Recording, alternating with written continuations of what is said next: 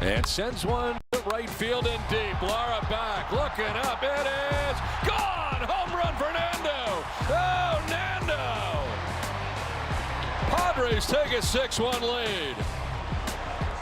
Fernando Tatis Jr. putting another one into the seats and putting his name into some significant Padres history. That swing last night would move him past Nate Colbert to put him second all-time in Padres home runs. And he's sitting atop there with Manny Machado, who has 217. Last night would be Fernando's 164th. The two cornerstones of this Padres lineup, now the two most prolific home run hitters in franchise history. And for Stammen, seeing Machado and Tatis 1-2 on a list like this is a pretty good reflection of what the Padres have been building for years. You know, when AJ signed them, that's what he probably envisioned, is those guys having long-term success in San Diego and being at the top of that home run list. And those guys Tatis keeps getting better, Manny keeps getting and aging really well and getting better, and, you know, those guys have carried this franchise for a long time. It turned it into, you know, where there was, 25,000 fans showing up a night to now there's 40,000 fans every night, and those two guys are a big part of that. Padres look to finish this series against the Brewers off in style. They go for the sweep next.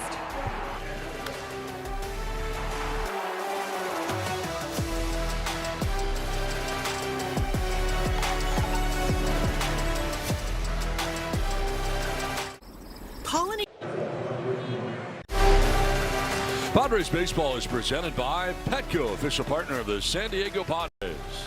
By your Toyota dealers, we make it easy. By Sycuan Casino Resort, official casino partner of the San Diego Padres. And by UC San Diego Health, the official healthcare provider of the San Diego Padres. Padres and Brewers wrapping up their 3-game series today. Padres wrapping up their homestand with the finale. Day baseball from San Diego. Nothing but blue skies up there, maybe some clouds over there to the right, as the Brewers are beginning the first leg of their second tour that they're going to be taking out here. They're going to be going to L.A. next. They are. That's where they're headed after they got to deal game. with these Padres, though, first. Yes, Appliance Alley brings us the Brewers lineup with Jackson Churio in left field. It's Bryce Turang at second base, Andrew Vaughn at first base, Jake Bowers in right, William Contreras to DH. Former Padre Gary Sanchez as a catching. Brandon Lockridge, another former Padre, in center. David Hamilton is at shortstop. And Joey Ortiz rounds out the starting 9.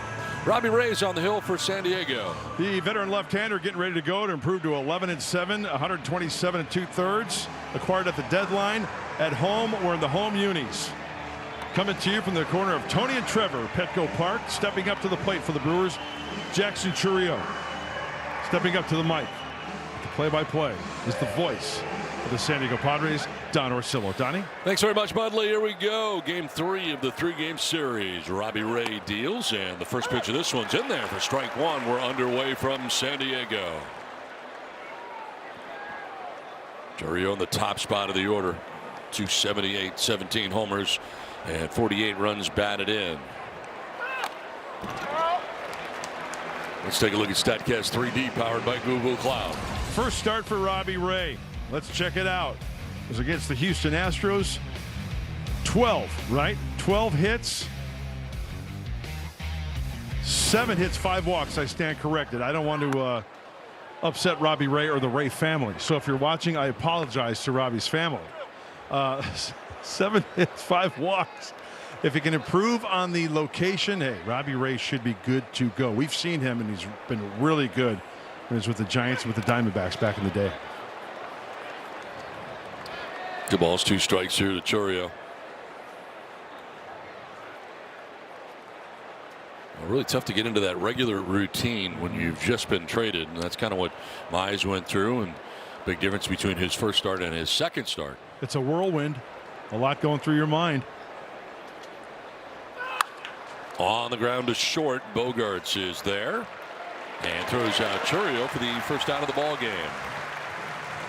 Let's take a look at the Padres defense presented by Valley View Casino. Left to right in the outfield, Rengifo, Merrill, and Hayes. Third to first, Machado, Bogarts, Cronenworth, and France, with Fermin doing the catching for Ray. Fernando on the bench to begin the game.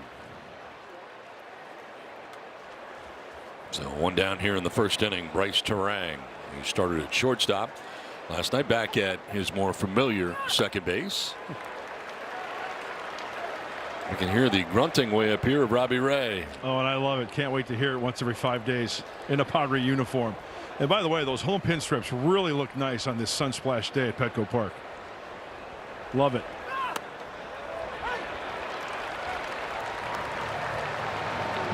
So he grunts on the slider too. Everything. 89 miles an hour. As I said when Robbie Ray was acquired, I would love to see the fans get into it, especially with 2 strikes. Everybody grunt. So it takes everything for him to get it play word. I think, Don, and maybe you would agree with me, he's a max effort guy, right? Yes, I would say so. He puts almost everything into each and every pitch.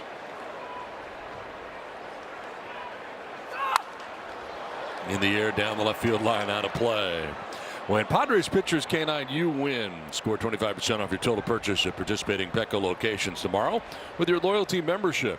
Just ask to redeem the Padres K9 promotion at checkout. One down here in the first as a 1-2 to Terang. Another slider, and it's sailed outside.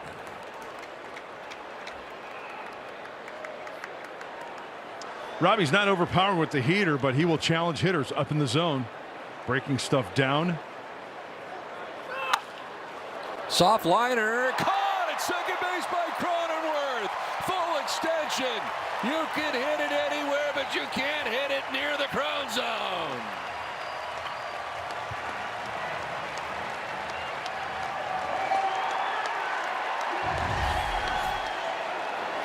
Just look at our little adorable second baseman going to his right, timing it perfectly, catching air and catching the base hit, potential base hit, taking away the hit. Nicely done. Beautiful play. Isn't he just adorable?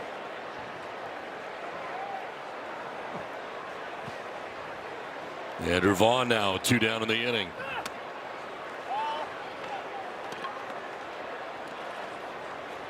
That falls under the old big league hang with him for Bryce Terang. I think he had any shot for that when Yeah. he left the bat. Yep. But I should know better. It was towards the crowd zone, yeah. and you know. You got to let it play out, right?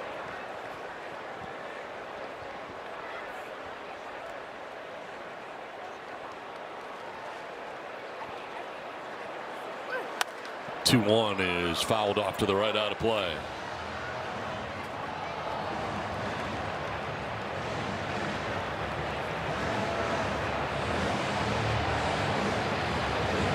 Robbie Ray has 2 outs here in the first inning. Dealing with the 3-hitter in the Brewers order, Andrew Vaughn, up over 300 at 3:01 to start the day. Full count now.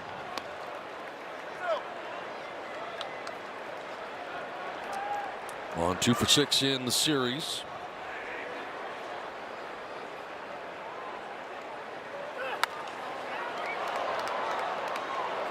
It makes you see what Robbie Ray does. That was a fastball. It was a sinker. 3-2. You know, guys find that groove, and here's this pitch sequence: 2 seamers, 4 seamers, and mix in a wrinkle there. Pitch number 4. But does he have confidence to go back to that slider after throwing that 2-seamer? Popped up, foul ground. Ty France hit it over, but he won't have a play. It's back into the box seats. What a way to spend an afternoon. Big league ball game, Petco Park, in the box seats. Really any seat at this beautiful ballpark. 8th pitch coming to this plate appearance for Andrew Vaughn.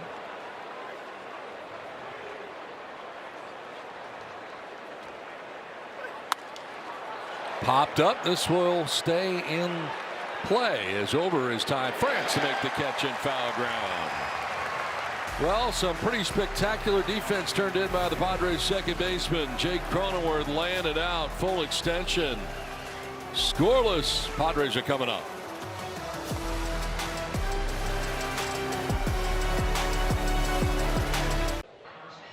Cascade. Brewers retired in order in the first. Padres coming up in the bottom of the first inning. We check out the Padres lineup brought to you by UC San Diego Health. Rengifo at the top of the order today in left field. Cronenworth at second. Machado at third. France at first with Merrill in center. Hayes in right. Sheets the DH with Bogaerts at short. And Fermin does the catching. Dustin May on the mound today for Milwaukee. Well, it'll be his second start as a Brewer. He beat the Pirates his first time out. That was his debut on Thursday. 23rd overall, trying to even that record at 7-7. They know all about him when he was in a Redbird uniform. We talked about him in our open. Dustin May. We've got Ray May Day by the Bay here in San Diego today. How many days did you get in there? 4? 1, 2. I think so. Yeah, I think so. Yeah.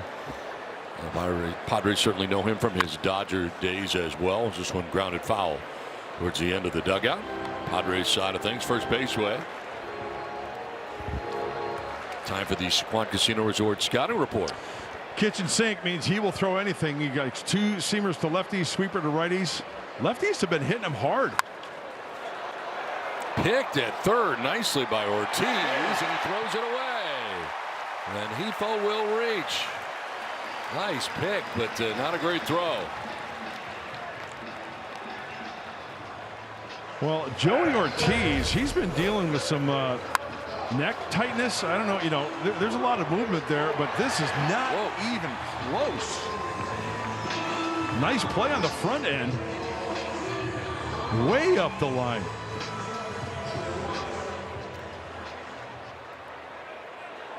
Got to take advantage of that. So base hit for Rengifo on the play. And a spectacular pick in the front end of that. So Rengifo getting credit for a base hit. And here's Jay Cronenworth. 217, 3 homers, 18 runs batted in. Just his 70th game of the year, as he spent almost 2 months on the IL with the concussion symptoms. You know that play he made in the top half, Don? That takes a lot out of a player. Now you got a bat right in the bottom of the first. Jake spectacular with the leather in the top. Let's see if he can be spectacular in the bottom half.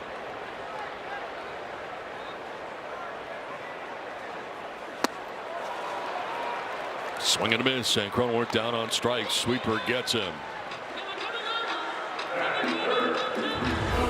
Keep an eye on that sweeper. Let's see where he starts it. Yeah, out of the hand. Looks like it's going right for the catcher's mask. And even as that ball is caught behind home plate by Sanchez, really good pitch. You cannot lay off that pitch there. So Rengifo at first, one away from Manny Machado.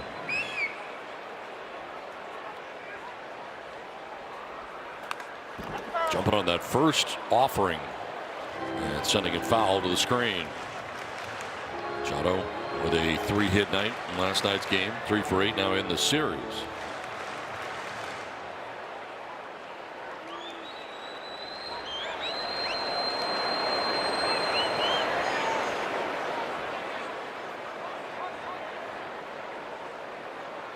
Working that clock right now. Unusual to see from a starting pitcher. Yeah, right.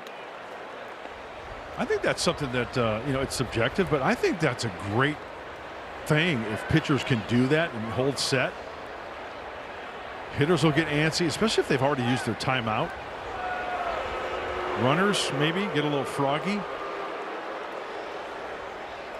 Kind of messing up your rhythm the other way. Yeah. The hitter's rhythm. Yeah. Because generally now you're waiting for him to pretty much come at you right away, but he is taking his time on this and letting the clock roll. And with his frame, Dustin May, there is a possibility that the running game can come into play. 6'6", high leg kick, long stride, and that's the difference between bang bang play, safer out at second base if you're going to go. To the backhand, Hamilton to second for 1, on to first for 2. Double play, nicely done. Pretty good defense right there. We're scoreless after 1 from San Diego.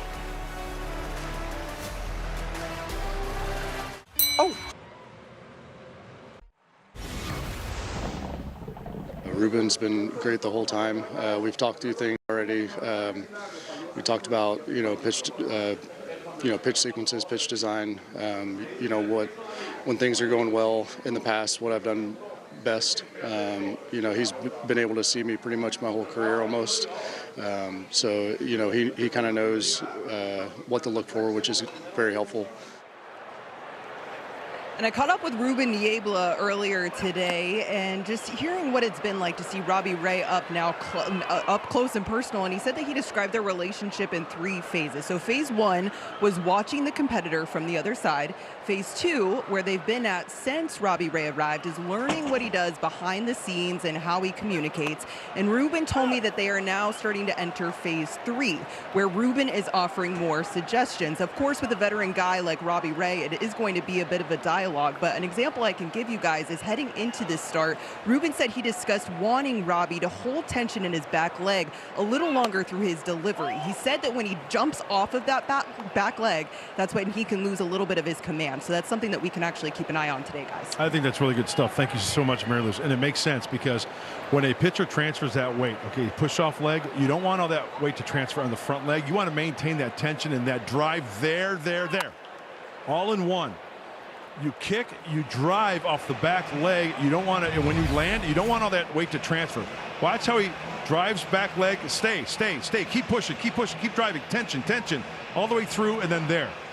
So it's the bottom half of the body driving, and that translates into the upper body, and everything goes in sync. It makes perfect sense the way Ruben describes that and what we see in Robbie Ray's delivery right there. And that should take something off the arm as well. There's a fly ball to center. Merrill started back, now comes in and makes the catch for out number 1. The swing fooled him a little bit there. First out. As Bowers is retired. You know, there are some guys in the league, Don. You and I watch a lot of baseball, and we see pitchers. We see that they are competitors, and Robbie Ray is the one guy I've always been a fan of. Casey Mize as well. And we're just fortunate that A.J. Preller acquired those 2 veteran starters at the deadline to help down the stretch. It's going to be huge. There's a grounder foul outside of third.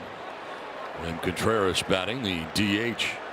As Robbie Ray today has retired the first 4. Had a 1-2-3 first inning, and Padres really been very good. They've not allowed a first inning run in 19 of the last 20 games. That'll work. It's a good way to start. Yep. Popped up foul off to the right out of play. As him down 0-2. Ray in his last 5 starts against these Brewers, 3-0 with a nifty 1.57 ERA and a whip just over 1.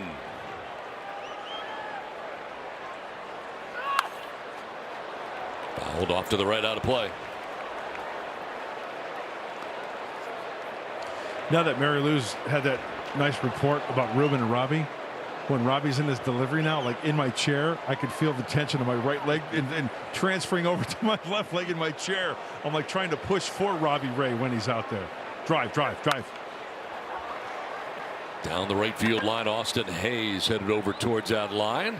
Sunglasses on, makes the catch for out number 2.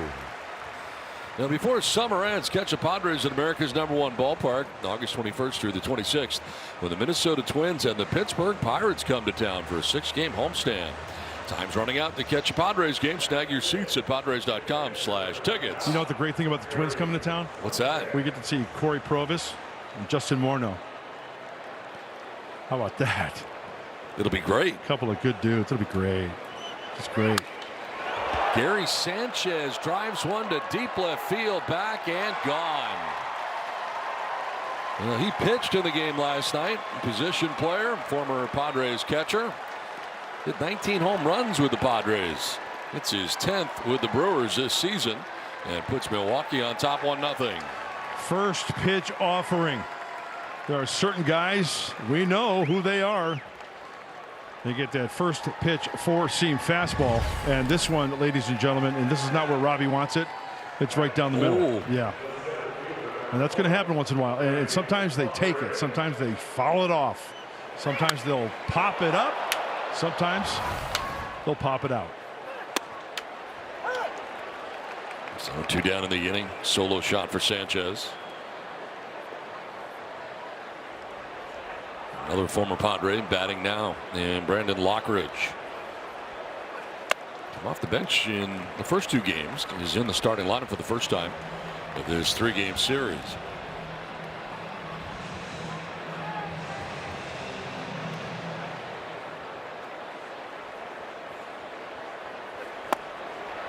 Strike three, and that will end the inning. A home run for Gary Sanchez as the Brewers on top 1-0. When we come back, leading it off, Viva la France, Ty France.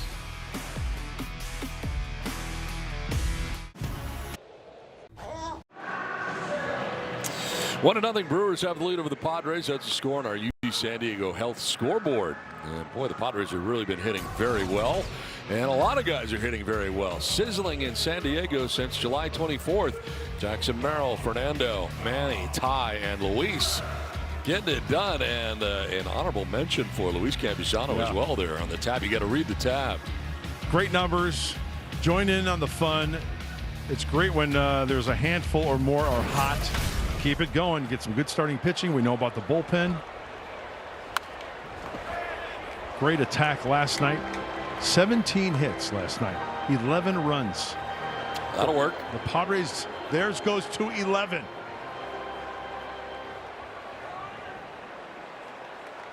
And Luis Campusano hanging out today, available to come off the bench as Freddie Fermin gets a start behind the dish. Ty France pops it up foul. That'll get out of play. Okay, so I'm in the clubhouse yesterday. I go to visit with Jackson Merrill and Gavin Sheets. So they're sitting in their lockers and we're just, yucking it up, telling stories. And Jackson's got this T-shirt on. It's got a caricature of Ty France. You know what his nickname is? No. I love it. Big Eiffel. Right? That's pretty good. That's pretty good. So it had a caricature of Ty, and then it said Big Eiffel. I love it. Down the right field line as giving chase Vaughn. No play. Well, 5 home runs this series for the Padres against these Brewers. And the Big Eiffel is on top, 369 feet right there, along with Jackson, 431. You can see the distances, and this is nice to see the home runs come into play. Big home runs as well. The one that sticks out, how about Jackson? Late, they were down, 2-run shot to take the lead. Huge. Did he go? No, he did not. I check with Mike Estabrook, first base umpire.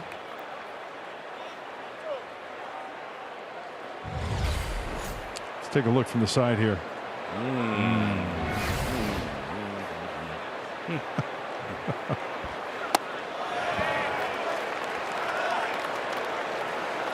Score a free jumbo jack from Jack in the Box after a Padres home run with the purchase of a large drink.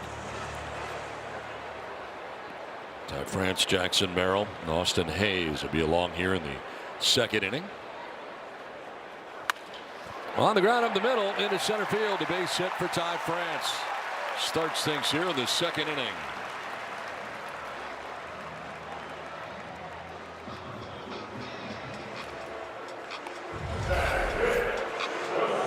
Foot was down, hands were back. Nice level swing through the zone, that is. Level swing. Time to bring him around.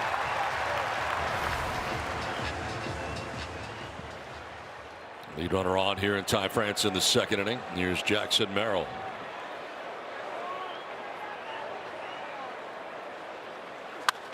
On the ground to shortstop, could be 2. Going to touch second, fire to first. It is 2.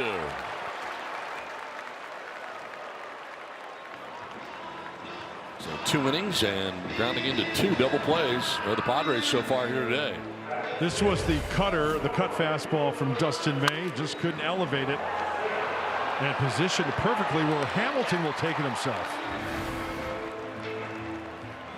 2 down in the second. Austin Hayes getting the start in right field for San Diego.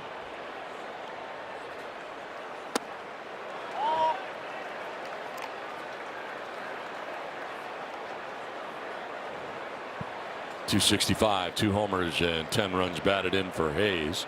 His combined numbers between the Chicago White Sox and the San Diego Padres in 2026.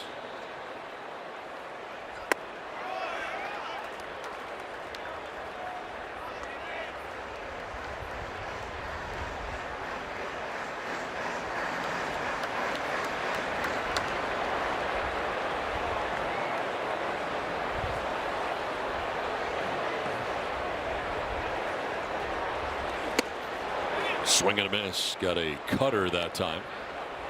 Well, the beauty of having Austin Hayes on the roster is any outfield position. See him majority of the time in his career in the left. We saw him there the other day. You can, if you need to spell Jackson or Fernando, you can put him in center or right. Nice thing playing all outfield positions. To the second baseman, Terang in the right spot. And that's out number 3. We are through 2 in San Diego. The Brewers have a 1-0 lead.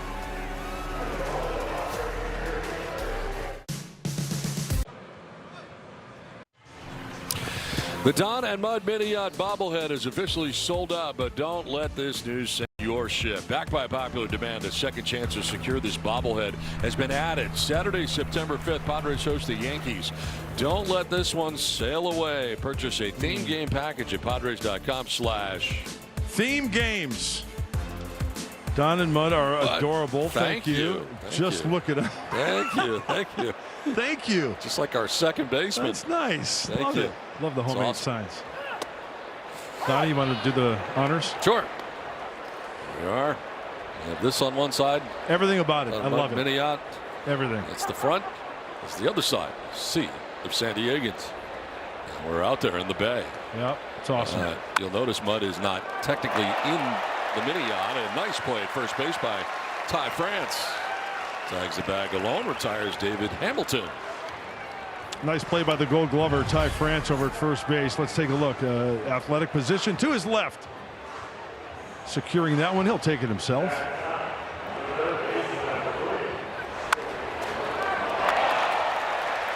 Taking away extra bases. That's something Robbie Ray should appreciate. One down here in the third inning. Joey Ortiz, his first appearance of the series. He'll start down there at third base.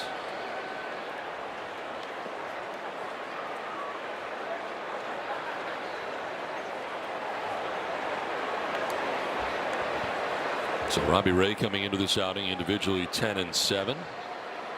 Second start in a Padres uniform here today. It's his 24th overall appearance, 23rd start. And the only blemish so far, the only hit off him, the Gary Sanchez solo home run last inning.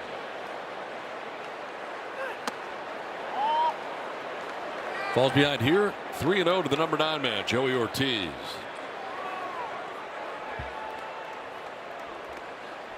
Top of the order, Jackson Chourio waits on deck.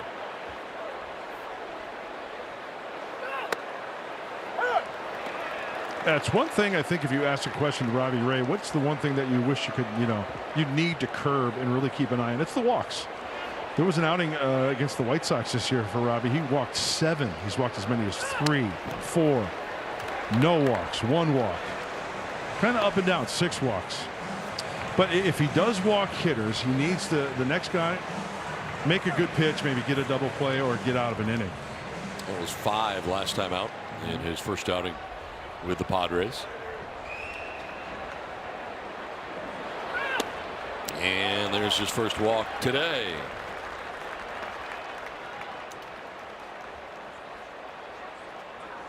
Here's a look at our Disney Cruise Line cruise cam. Now you could fit on the cruise line, Disney Cruise Line. You cannot fit on the mini yacht. No, I'm tethered. I've got it's almost like a life preserver type floaty. Tethered. It's because there's a 387-pound weight limit. I am what I am, and you are what you are. Yeah. The combined numbers, we would not be able to stay afloat in the mini yacht. Yeah, that's why you're behind it. It's an issue.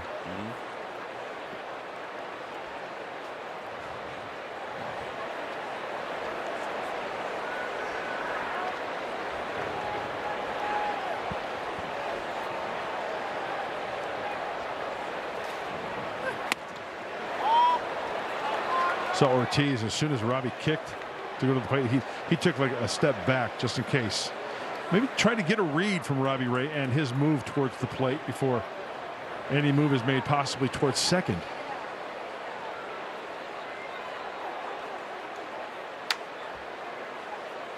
Disengagement as he backs off, and back to the bag at first is Ortiz.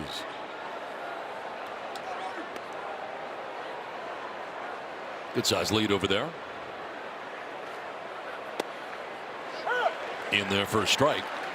Changeup to get it.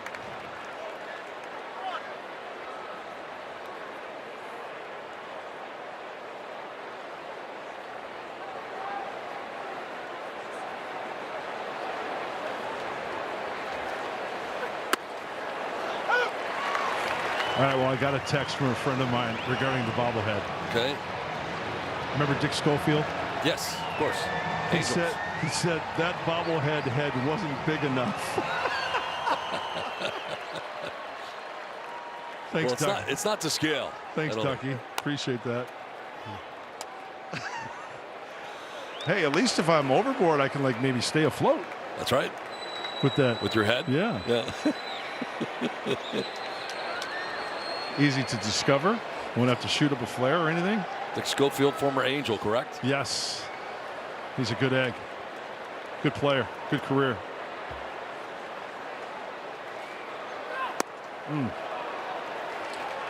Missing glove side into the righty.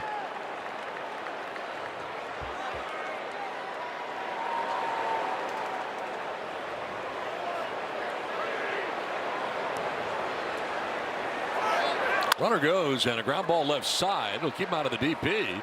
And Machado fires to first. That's close. See if the Brewers are going to challenge that. Called out at first base. Drury will get down the line very well.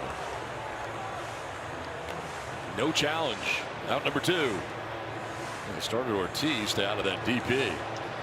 When Manny fielded this ball to his left, he kind of looked towards second. No chance. Watch Manny right there. He looks, kind of pump fakes, and then on the run. Oh, get him by like an eighth of a step.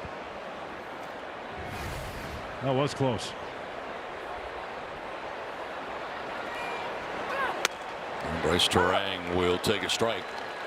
Starts him with a slider. Turang lined out to second base in the first inning.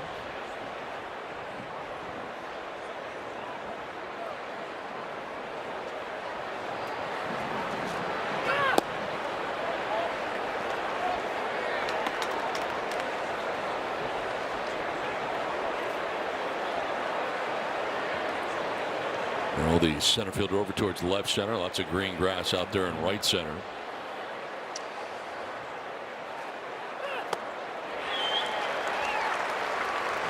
Boy, it's really extreme in left and in center, playing over towards that gap and towards the line. As Don mentioned, see all that green grass out there? There's a lot of green grass right center. Yeah. Jackson's playing way over towards the gap in left center.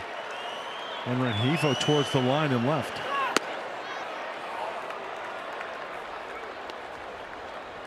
Over 50 pitches now for Robbie Ray today. It's 51.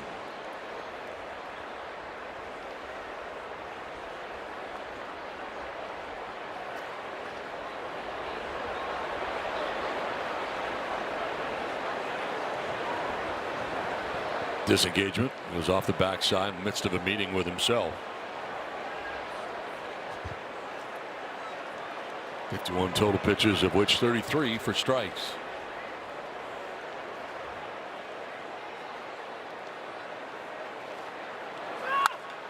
On the ground left side, that'll get through into left center, around from second base comes Ortiz. Oh, and Merrill had it go through him. So heading for third base is Turang. 2-0 Milwaukee with a base runner to third on a miscue out there in left center.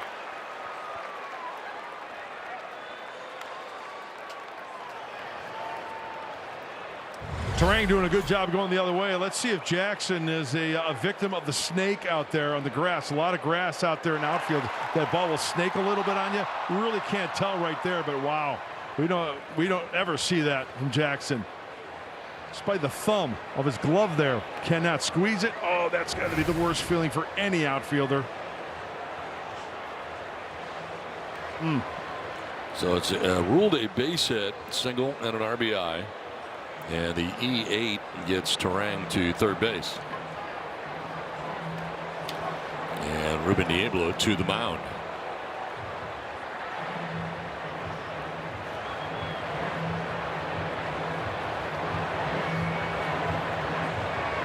Andrew Vaughn will be next with a base runner at third. 2 runs in now.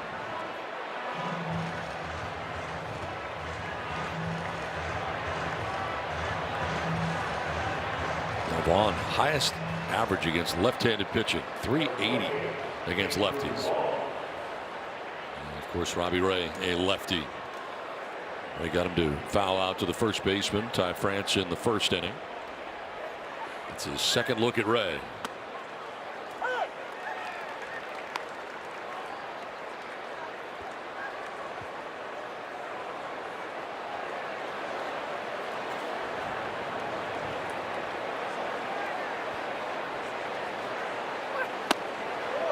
Oh, and 2.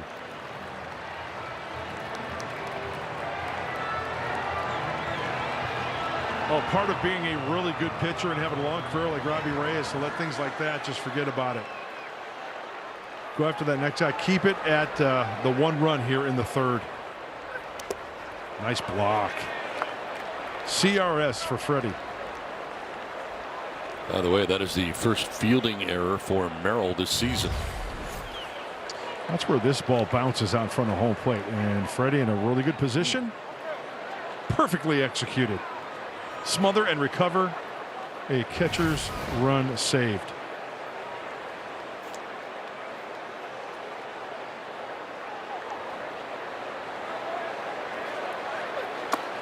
I think he went. Yeah, he did. Home plate umpire is going to ring him up. Said he offered. That's strike 3. Went after the changeup. Brewers add another run, have a 2-0 lead.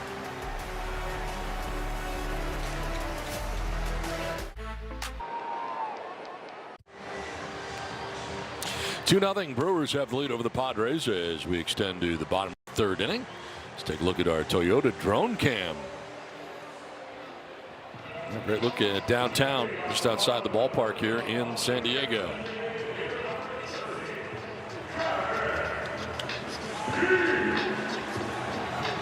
There's Gavin Sheets to lead it off in the 3rd inning.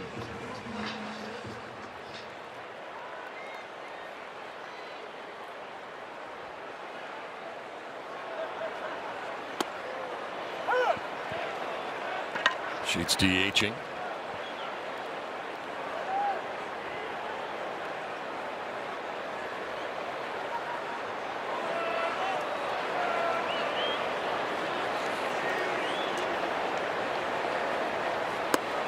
Don, I'm sure there was a lot of extra work after what we saw Dustin May do in St. Louis, right? 9 innings, 1 hit, complete game.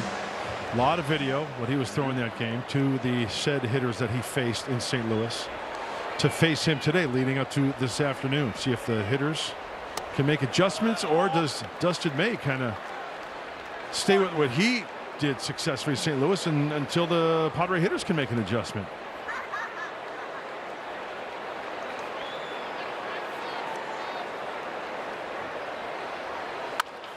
On the ground right side of the backhand is Vaughn. Over to cover is May for out number 1 of the 3rd inning. One thing's for sure, a lot of ground ball outs here so far for May. And to me, that means down in the zone, the breaking balls that he's throwing, that in particular was the cutter. So good action down. Sometimes cutters will go the same plane. Some guys have that little tilt to it, just a little bit. 6 of the 7 outs he has on the ground. The other one a strikeout. One down here in the 3rd inning. Xander Bogaerts out of the 8 spot.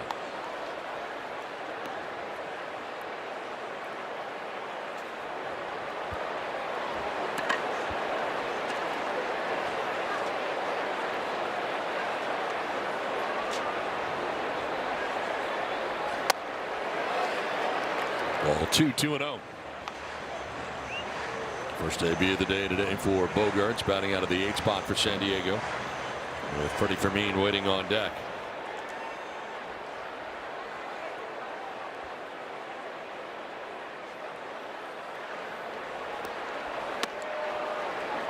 Strike called.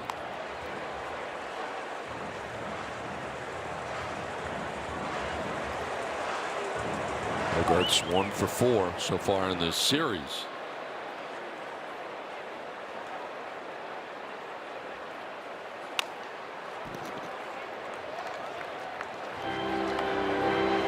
Score big on authentic gear at MLBshop.com. From official jerseys and memorabilia to hats and hoodies, we've got the season covered. Visit MLBshop.com/Padres, the official source for your Padres gear.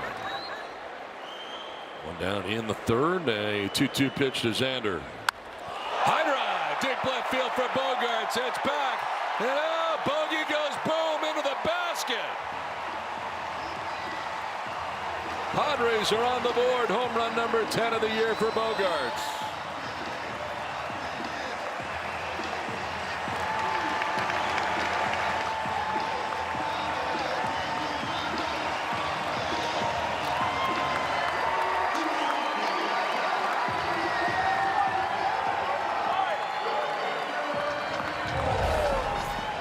That'll wake up this crowd. It was the sweeper.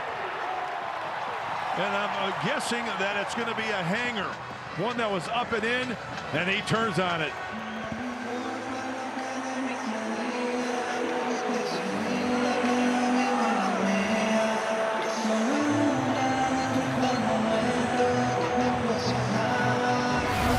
Now Padres fans have scored a free jumbo jack from Jack in the Box with today's Padres home run.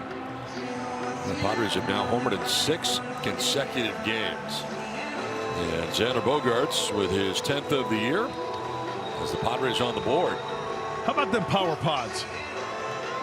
Swinging the hot shillelaghs, going long ball. Pitch count problem here for Dustin May at the moment, as this with a slight delay. They're waiting for a new one, and apparently he's good to go.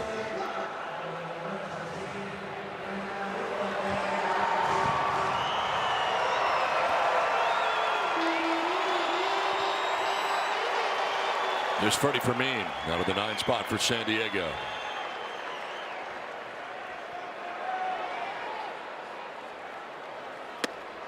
Strike 1, straight challenge.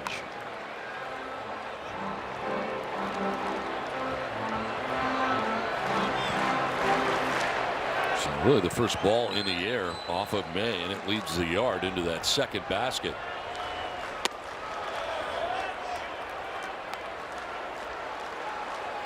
Last 14 starts, Fermin hitting at .362. At least one hit in all 14 starts.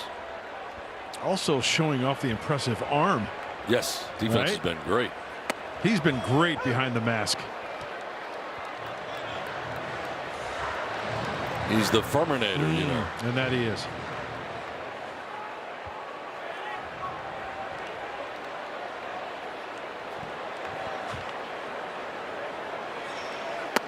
Swing and a miss, and May strikes him out. Second strikeout for Dustin May. 2 down here in the 3rd inning.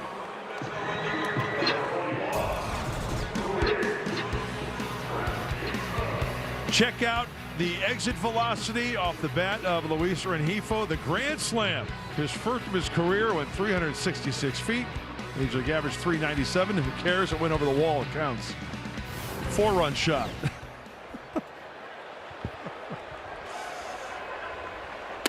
I don't care if it's a wall scraper. It's a home run. Yeah, as long as it goes over the fence, yes, you're okay. And of course, started the year with the Brewers.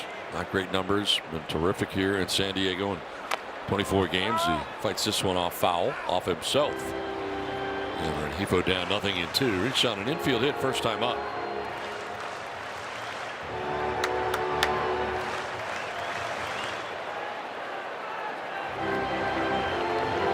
Gonna walk this off a little bit. Fouling it off down by the shoe tops.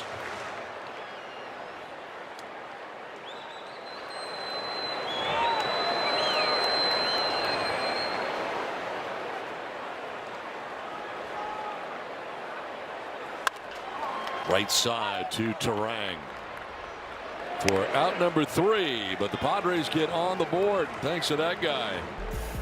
Bogey goes boom into the basket in left field. His 10th home run of the year has the Padres on the board. The end of 3, it's 2-1 Milwaukee.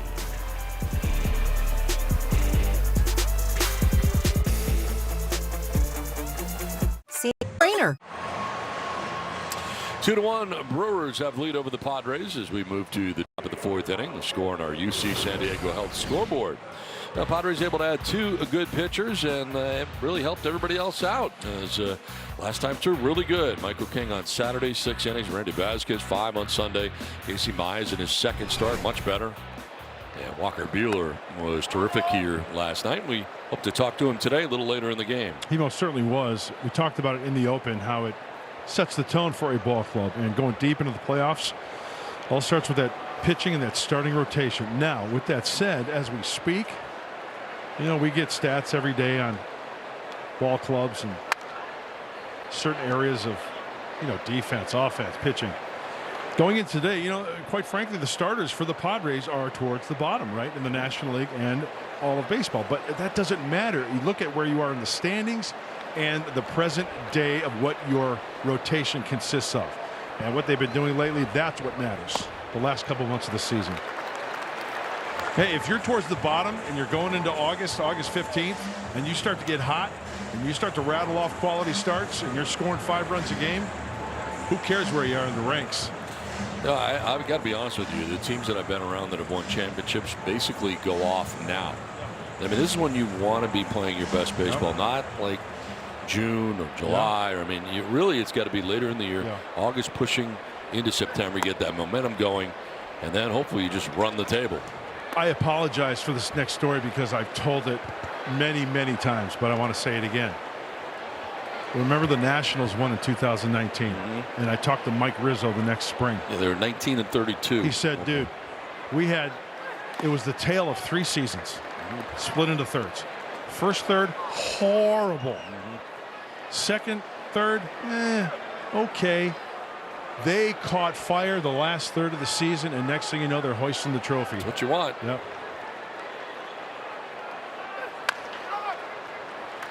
I mean, how many 100-win seasons have we seen for a lot of teams that were great, especially early? They get off to that terrific start. I don't know. I'd rather have it at the end. Just roll through September. What's wrong with having 88 wins and win a World Championship? Right? How about the Mariners that year? They won 116 games. Yep, out.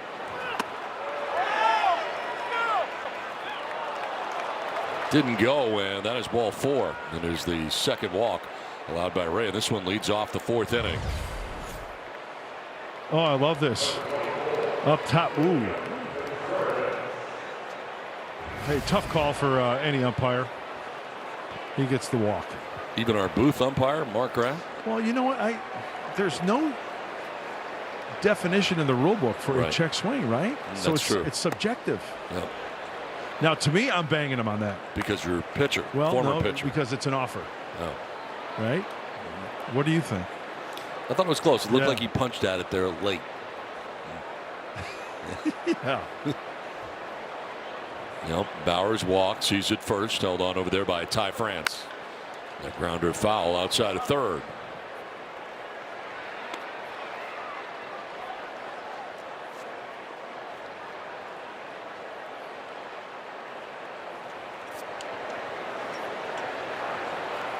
Mentioned it last night. Contreras has grounded into a dozen, 12, count them, double plays. They're saying there's a chance. Yeah, Baker's dozen would be nice here.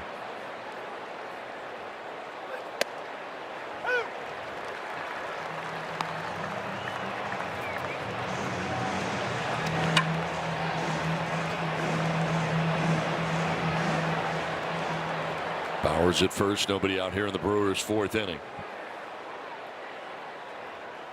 Ray trying to work his way around a leadoff walk here in the inning. And misses badly there. 2-2. That one slipped.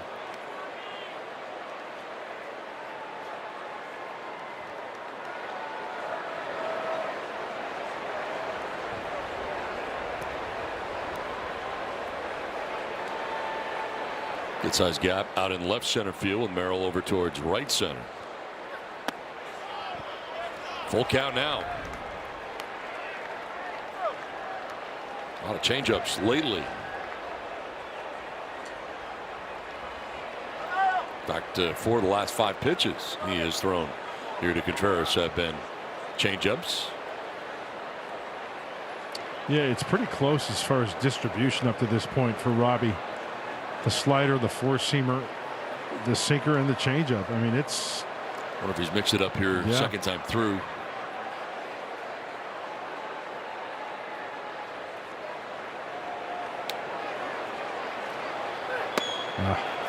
That's ball 4 and back-to-back walks start this 4th inning. 3 in all now for Robbie Ray. And Gary Sanchez with a solo shot back in the 2nd inning. His 10th home run of the year. And Put the Brewers at the time on top 1-0.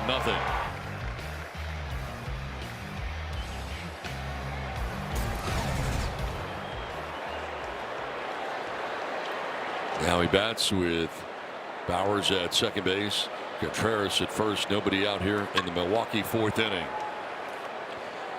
Working down right here. Nothing to elevate to the outfield. Work for a grounder.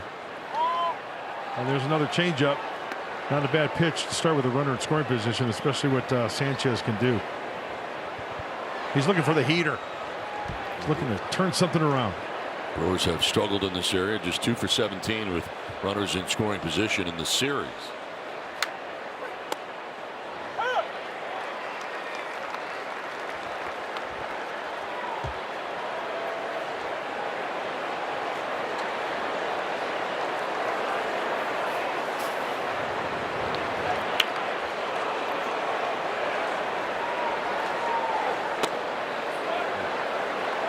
Falls behind 2-1. Brewers a little bit more patient in this inning. They were first time through. Yeah, it gets to the point sometimes where hitters will see the off-speed stuff and you're not landing it for strikes. They'll just recognize it and spit on it. That was a changeup off the plate. Arm side of Robbie Ray.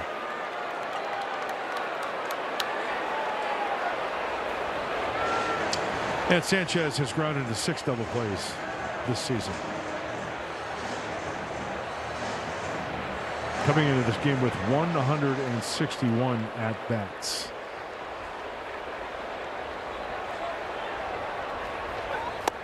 Swing and a miss, and it's 2-2, and yep, another changeup.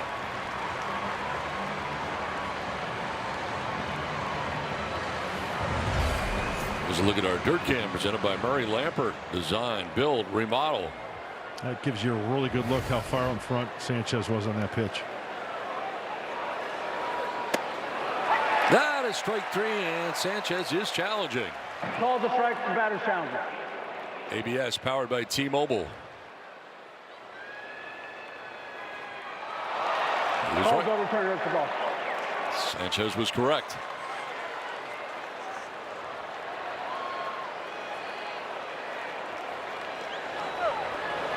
Action in the pen. Bradley Rodriguez looks like he has not been up long based on where he is throwing. Now he's on the rubber. Foul back. Pretty good rip there by Sanchez. Full count. And the pitch count rising. 75 pitches here for Robbie Ray with nobody out in the fourth inning. He walked the first 2 that he's faced. Bowers and Contreras here in the inning. As far as usage for Robbie, 20 changeups, 19 four-seamers, 19 sliders. Nice. Swing and a miss, and he goes to the knuckle curve to get him. Needed that. It's his 3rd strikeout of the afternoon. Really good arm action on this last pitch and really good action up top. Spin it, and that's where you want it, down and in. That's, well, he broke that one out. That's only the 3rd knuckle curve that he has thrown this afternoon. First and second, 1 out. Brandon Lockridge will be next after the meeting breaks up here.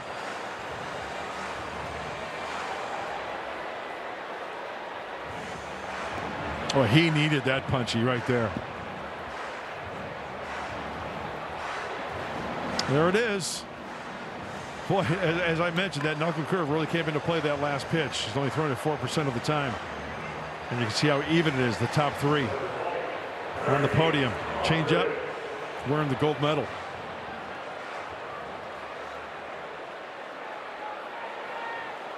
First and second, 1 away. Lockridge, a strikeout victim in the second inning.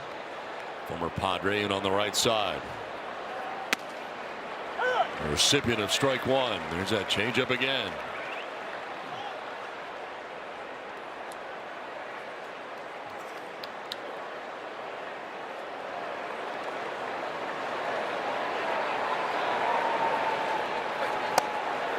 Strike 2. Another changeup.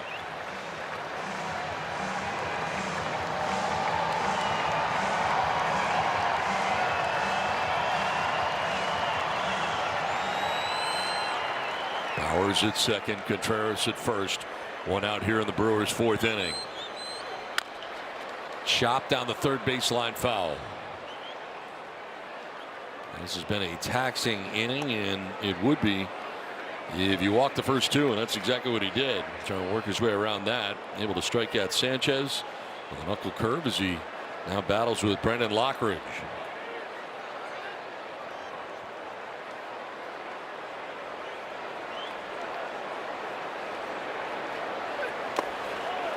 Bouncing in for ball one. And a good block again by Fermin.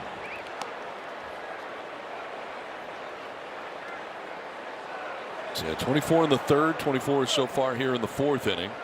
And he's got the one out. 80 pitches total.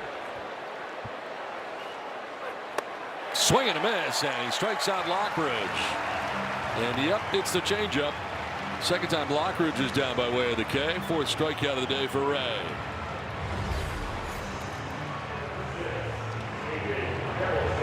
And that one caught a lot of the plate. It was on the inner half as well. So this sequence here, change up, change up, change up, change up, change up. Nothing but cambios. Seeing a pattern here. Yeah.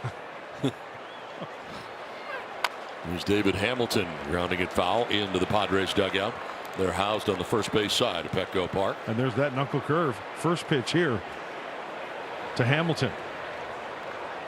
Hamilton, Brandt, Cornfield up front.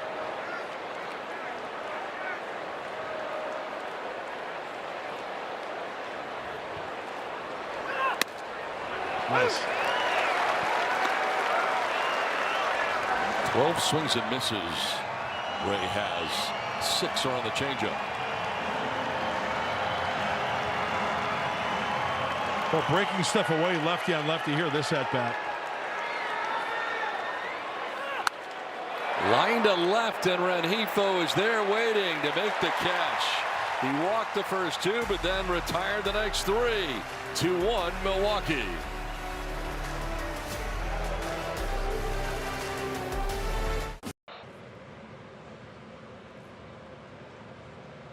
Auto? Padres baseball is presented by your Lexus dealers in Carlsbad, El Cajon, Escondido, and San Diego, who invite you to test drive a Lexus today. By Jack's new Philly-style bonus Jack combo, shaved steak, grilled onions and peppers, and melty cheese starting at $5.99. And by Cal Coast Credit Union. Do you have a question that you would like Don and Bud to answer? Scan the QR code or visit calcocu.org/baseball for a chance to have your question read on air. And fellas, I have a question for you. I am curious, how does your routine change from a night game to a day game? The only thing I don't get to do is work out. I'm not, okay. All right. I work out. Here we go. Whoa, Yeah. big guy. All right. Yeah, so yeah, that's right. I lift. And so that's the only thing I don't have time for. That's it. Otherwise, I do the exact same thing. I mean, I'm a creature of habit, Okay. to say the least. I mean, I do the same preparation in the morning that I would do for a night game, for a day game. That doesn't change at all as far as that. And then what we do when we get here, same thing for me every day. So I don't change much, just the workout part. That's a big part of the day. Yeah, Does it's your a day chunk. start at the same time? What time do you get up? No, that differs too. If I don't have to be up and it's a night game, I will sleep in a little longer. For a day game, obviously, no. You got to get up early to get here to do all the things I do. What time did you get up today? Today I got up at 7:30. How many alarms do you set? 2. Oh, okay. Yeah. So have a 7:30 backup. and okay. I have a backup for the backup. Okay. Mud, what about you? Pretty much the same as far as when I come to the ballpark, but when I'm at home, night game, I'm up at 6 o'clock in the morning, do my morning stuff. You lift? I do my cycling, I do my rowing, I do my 8-mile run, He's got you beat, I Tom. swim. Yeah. He allegedly CrossFitted no. 3:30 in the Allegedly. morning. That was 15 years ago. No one ever sees it, but it's at 3:30 in the Yeah, morning. yeah, when no other eyes are Right. on him. Interesting. Pretty Now- much just up at 6 doing stuff at home and getting ready for the day and doing stuff that needs to be done. Okay, so Marilou's boxes. I don't know if you know this. I Did do you know this, yes. He boxes without headgear, by the way. I do. Anyway, do you box on a day game? I do not. Okay. I do not. I did not work out at all today, so I'm like you. Okay. I will plan to work out after the game. No boxing today. I only box in the morning. I did a 1-minute plank in our booth before first pitch today. Did you actually? Yes, he did. Yeah. I saw it. It wasn't pretty. I want to see the tape. Where is It wasn't this? pretty. A lot of shaking, but I saw it. Yeah, around second 40. Right? Okay, was it on your hands or on your elbows? Oh, There's a difference. No, toes and arms fully extended. Fully extended. Okay, I think that's the easier way to do it, right? No. Oh, The excuse me. push-up position? I thought that's what. Full push-up position up? I thought when you were on your elbows that was the easier. That was the alternative, maybe that an instructor might give you in a class. Yeah. Maybe not. What do I know? I don't know. I don't run 8 miles and cycle and all those things, so it seems like you're in way better shape than I am. Hardly. Hardly. Line towards left center. Over from left is Churio. He got there in a hurry. And Machado is out number 1. As Cronenworth back to the bag at first. Nothing Manny can do there. He squared up the 96-mile-an-hour four-seam fastball, trying to find a gap. Oh, it's right down the middle as well. That's a pretty swing. Sounded great.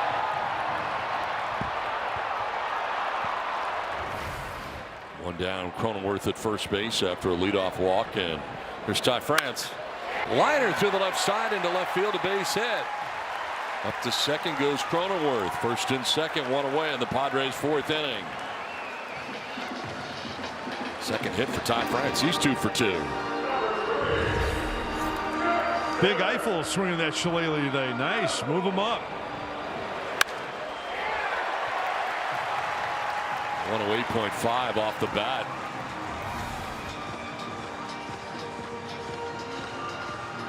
First and second, one away. Jackson Merrill grounded into the 6-3 DP in the second inning. One of 2 double plays induced today by Dustin May. To short, and a bobble there, and they're going to get nobody. Should have been another double play. So Hamilton tries to do too much, and the bases are now loaded with 1 out. That was served to him on a silver platter. Wow. Here's a look at our dirt cam presented by Murray Lampert. Design, build, remodel. Wow. Hey, it happens. And you have to take advantage of that. It's almost as if the Brewers are handing the Padres a couple of runs in this inning after that miscue. How do you erase that as a pitcher? Oh, it's hard. You just got a ground ball. It's It should hard. be a double play. But you know, this is the big leagues, man. You got to take. Dustin May doesn't try to give up home runs, right? If he gives up a home run, or a position player saying, "Oh, come on, dude, let's." No, you can't do that. You have to bear down and try to get another double play. You got to pick up your teammate. That's one thing Dustin May's thinking right now. I want to pick up my teammate. I want to get a double play ball right here and possibly get out of this inning. As Austin Hayes, 316 career average with the bases loaded, does not have a grand slam on his resume. Well, now would be a good time. Oh, swing and a miss. Cutter was up.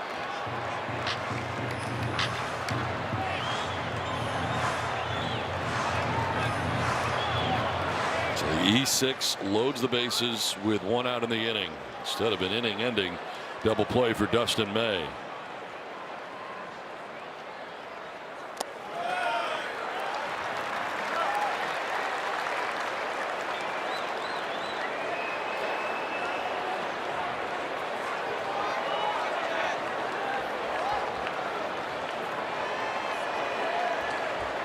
Just get a good pitch, hit it hard where it's pitched.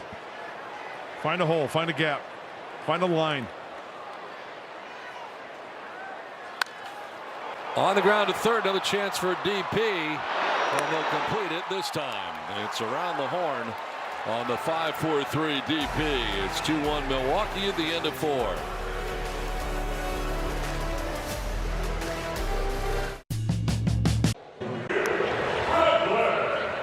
Two to 1 Brewers have lead over the Padres as we head to the 5th inning. Let's take a look at our Toyota drone cam. A little beach volleyball there. Oh, for you, yeah. bud. You ever played pro beach volleyball before? No. That's a workout. I don't think you could fit it in with the CrossFit. What was it, 8 miles a day you run? No. And what else? You got the planks. Yeah, I cycle, I row, Yeah.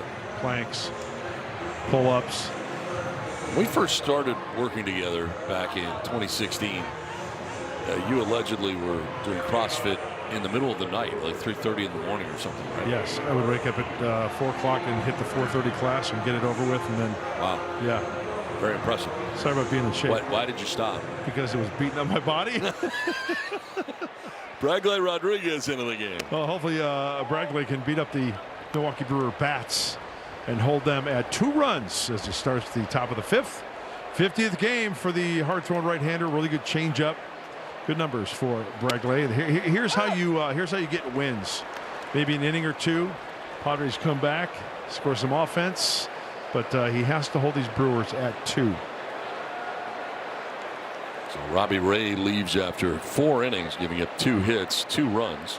He walked 3 and struck out 4. And Calls a strike, the batter challenging. on the hook at the moment is ABS powered by T-Mobile on the challenge.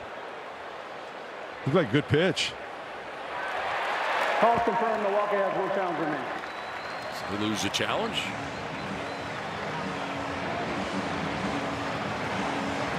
And remember, ladies and gentlemen, the daily allowance is 2 challenges per game.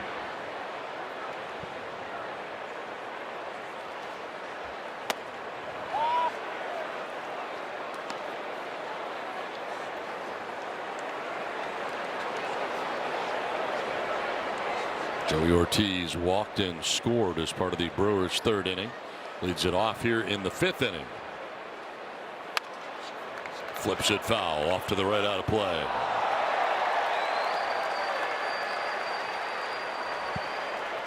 Last 3 outings, 5 innings, no hits, no runs, no walks, 3 Ks. Retiring all 15 batters he faced. Yeah, an integral part of that Padre bullpen. He's feeling comfortable. Very important part. Middle innings close, whether you're up a run and something, the pitch count for your starter starts getting up there, or down by a run like here. Huge inning.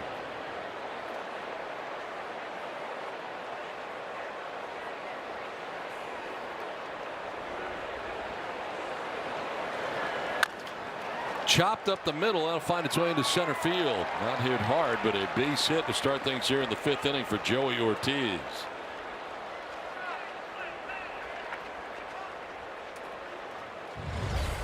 Just a chopper on the sinker. You're working down. Nothing you can do there.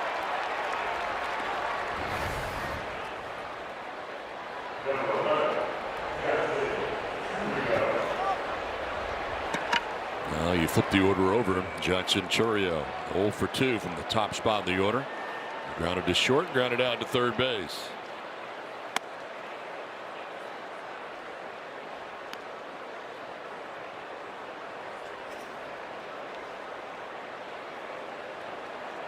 Month of August, 11 games, 324 for Chourio.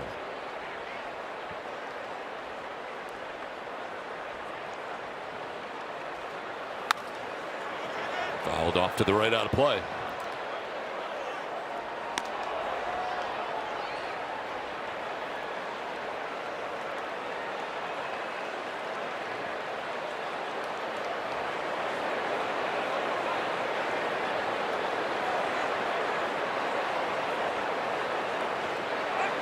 Over to first, and this one gets away.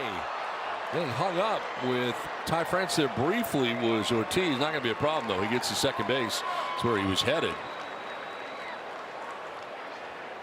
Brewers may feel like he was interfered with a little bit there. Did you see Mike Esterbrook? Watch this. Watch him point after this play. If we don't see the umpire, I'll explain. But he pointed. That's obstruction. See him pointing? If there's a play at second base, he can, even if he's out, they can award him second base because that is obstruction. Since there was no deemed play at second base, he was there freely, no contest. It's waved off. But he did indicate obstruction by pointing.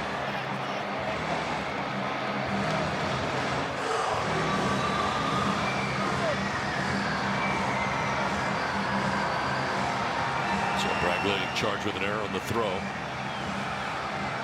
That allows Ortiz to take second base. Nobody out here in the 5th inning for the Brewers. And 1-2 pitch coming to Chourio.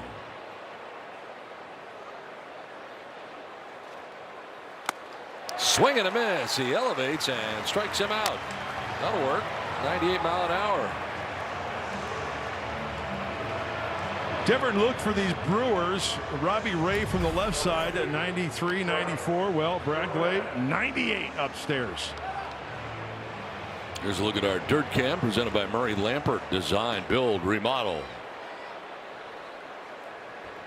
So a big strikeout there of Chourio. No advance for Ortiz. Here is Bryce Terang, the recipient of strike 1.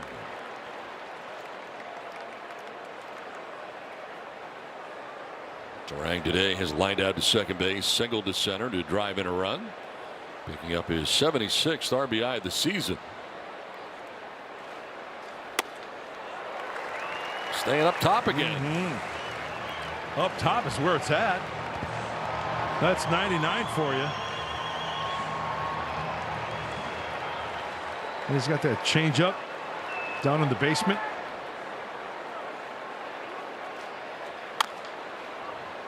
Tried to use it. Well, time now for our Mutual Moment, sponsored by Mass Mutual, and a great diving catch by Jay Cronenworth at second base. Tremendous. Rob Bryce Terang of a hit in the 1st inning. Robbie Ray loved it.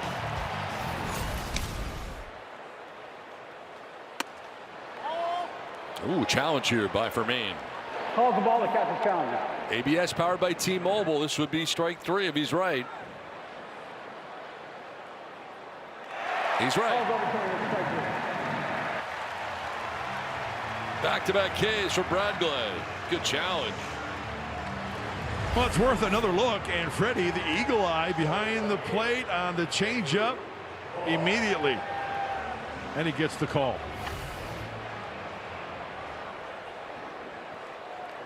So 2 down. Ortiz at second base, and Andrew Vaughn 0 for 2.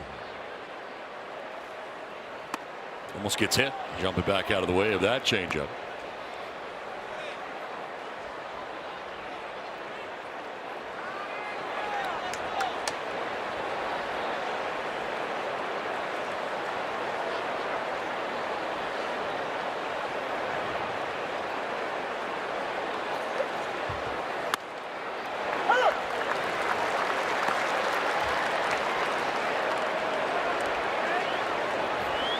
Bradley first out of the pen today for the Padres after 4 innings today from Robbie Ray to start the day. Ortiz at second, 2 down, and Vaughn will pop this up. Over goes Fermin by the dugout, but no play. It's on the roof of the Padres house. The world of K-pop Demon Hunters is coming to Petco Park on Saturday, September 19th, when the Padres host the Marlins at 5:40. With the purchase of a theme game package, score a light-up bobblehead featuring the members of Hundrix wearing Padres jerseys. Visit Padres.com/ theme games. You have to purchase the theme game ticket to get the K-pop Demon Hunters Huntrix bobbleheads, right? Are they bobbleheads? Right. Yeah. Theme game ticket. 1-2 pitch. And that's outside.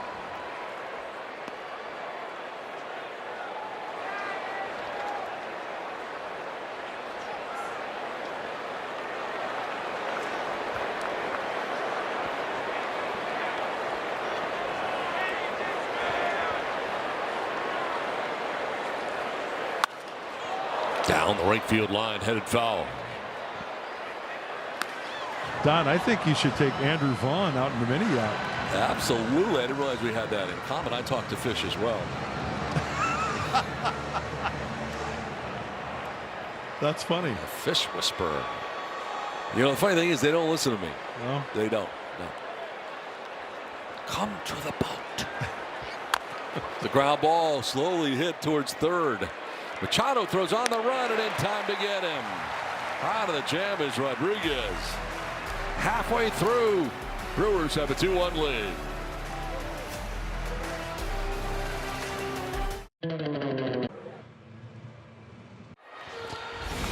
If you're a baseball fan, I've got a question for you. What is a pitcher's best friend? Well, we all know that it's the double play. And Dustin May, nice play on the front end on that one. That's number one in the first inning. In the second inning, more of a routine as the shortstop, Hamilton, will take it himself. Again, the two-seamer on the ground, the old 5-4-3 for Dustin May. 3 double plays. They're regular pals, pen pals, best friends. The double play and Dustin May today for Milwaukee. We got a tight one. 2-1, bottom of the 5th. Here's Don. Thanks, Budley. Gavin Sheets leading it off here in the last of the 5th, bottom third of the Padres order. Sheets, Bogaerts, and Fermin. Well, pop up back at third. Ortiz will head into foul ground and make the catch. He got a good jump, gets back there, had to go a fair distance, and makes the catch for out number 1. Well, last we saw Xander Bogaerts at the plate, he was doing this. Into the basket of the Western Meadow building. Basket number 2. Run number 1 for the Padres on the day.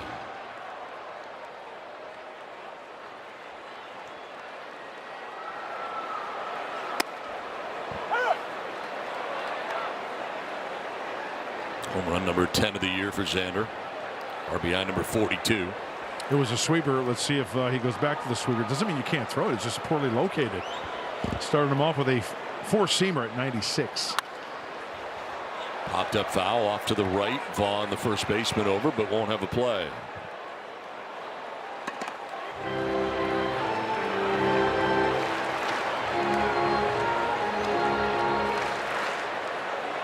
Here's a look at our Disney Cruise Line cruise cam.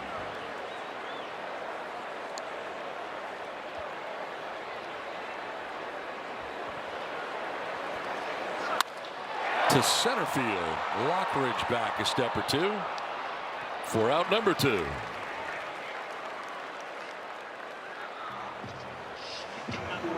We'll bring up Freddie Fermin. Strikeout victim in the 3rd. Not a huge strikeout day today for Dustin May, just the 2 Ks. No, swinging early if they're getting some pitches and trying to put the ball in play. There's been some balls hit hard, but right at guys. And of course, the double play has helped them out quite a bit.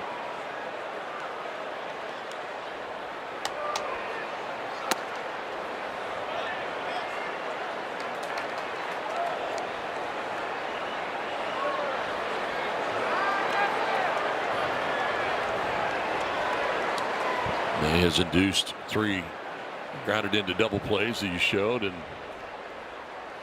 most by any Brewer starter this year.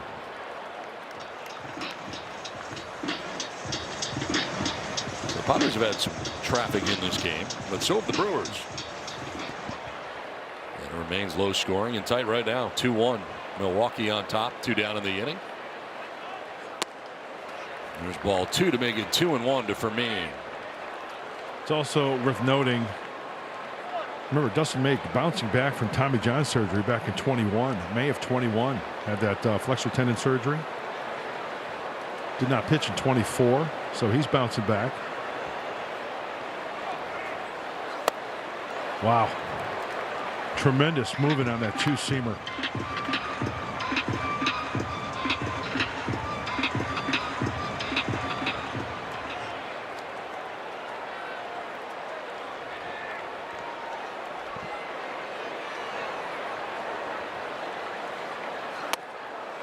That is strike 3, gets him looking to end the inning. A 1-2-3 5th for Dustin May. Through 5, 2-1 Milwaukee. Yet another. Well, I don't know about you, but over here we are scoreboard watching. Jordan Walker would hit an RBI double in the 5th inning. The Cardinals would end up defeating the Phillies 7-1, which of course would bode well for the San Diego Padres in the National League wildcard standings. As we take a look at them, Padres tied with the Diamondbacks 64-57 on the season. Of course, Padres hoping to pick up a win here from Petco Park to help themselves a little bit more, but now Phillies half a game back as of right now. And just a little update for you guys, in the bottom of the 6th, the Diamondbacks are trailing the Rockies 6-2. So again, that should bode well as well for the Padres. Good news other places right now. Hey, Candy. As we head to the 6th inning, and Bradley Rodriguez back onto the mound, his 2nd inning of relief. As he took over for Robbie Ray last inning.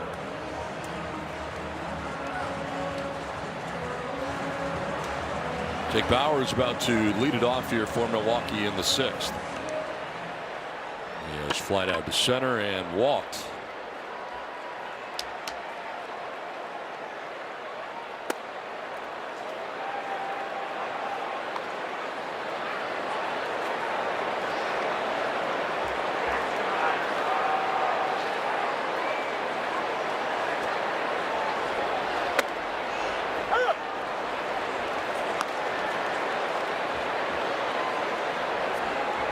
Joe Bauers went to high school in Huntington Beach, California. I did not know that. Do you know the name of the high school? Marina High School. Really? Yep. Wow. That's good stuff.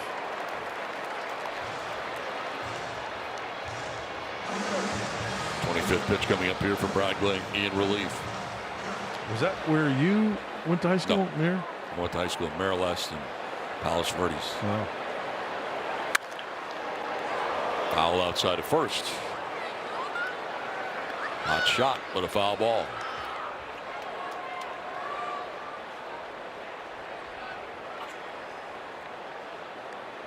Do you remember your high school combination lock? No. 16-35-6. You've always been good with numbers like that, though. My senior Like year. you count cards and stuff. 16-35-6. Click. Off the science class. I remember my locker was 128. I remember my Really? locker I don't remember my number. Yeah. Down the left field line, over is Rengifo, and he's there to make the catch.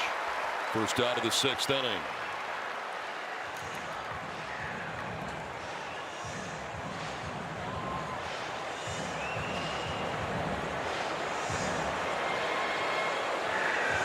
One down, 4 in a row now, retired by Bradley. And here is William Contreras, the DH. He's fly to right and walk so far in the day.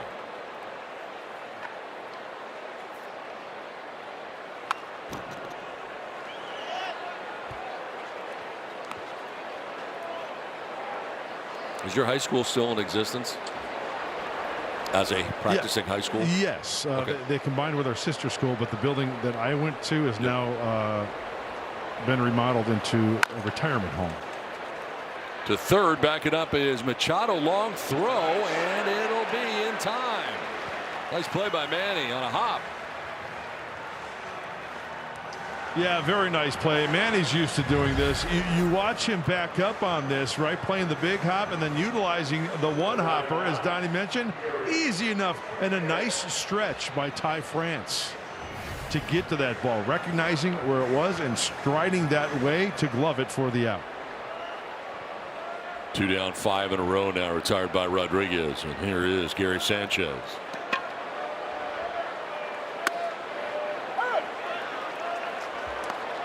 Homered in the 2nd, solo shot. Struck out swinging in the 4th inning. But all that was against Robbie Ray, now dealing with Bradley Rodriguez.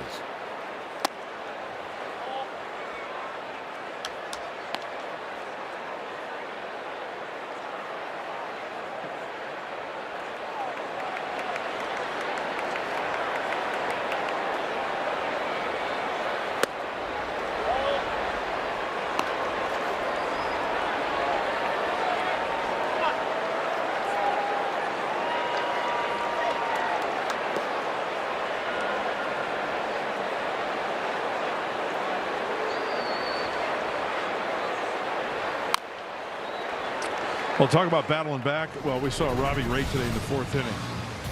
Walking Bauers. Walking Contreras. Oh, Sanchez not so scary this time with the knuckle curve. Swung on and missed. Lockridge swung on and missed. And then to end it, leaving the runner stranded, Hamilton to left field. Robbie Ray gets out of the jam.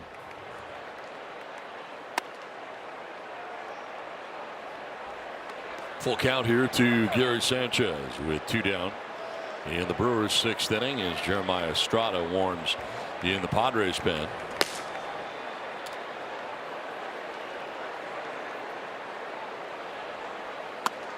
And that's ball 4. He loses him. The 2-out base on balls.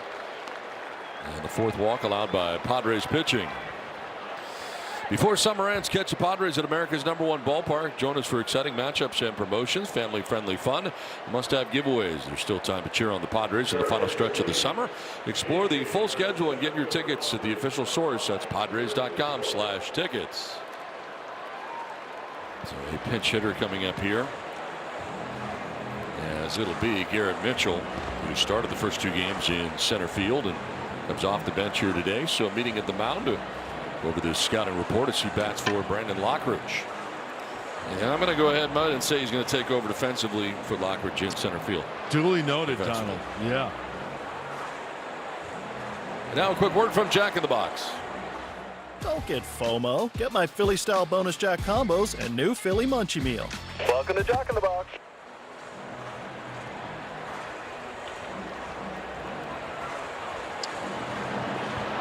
Well, big AB right here with 2 outs and the righty on lefty matchup now. Looks like Estrada ready in that bullpen, but you got the high fastball like Estrada out there with Rodriguez. You got the changeup like Rodriguez and Estrada has out in that bullpen. So Garrett Mitchell pinch hitting here. Yeah, it takes the strike and the changeup with lots of movement. Good way to start with the off-speed stuff.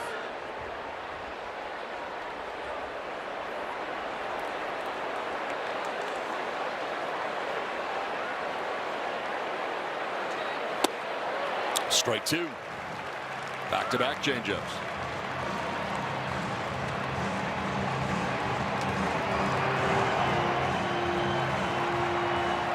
Do 1 of 2 things here. Waste a like off the plate, make him chase fastball, or maybe bounce a changeup here.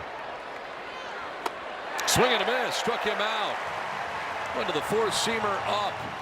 98 from Bradgley. Another base runner left by Milwaukee. The illusion of a rising fastball.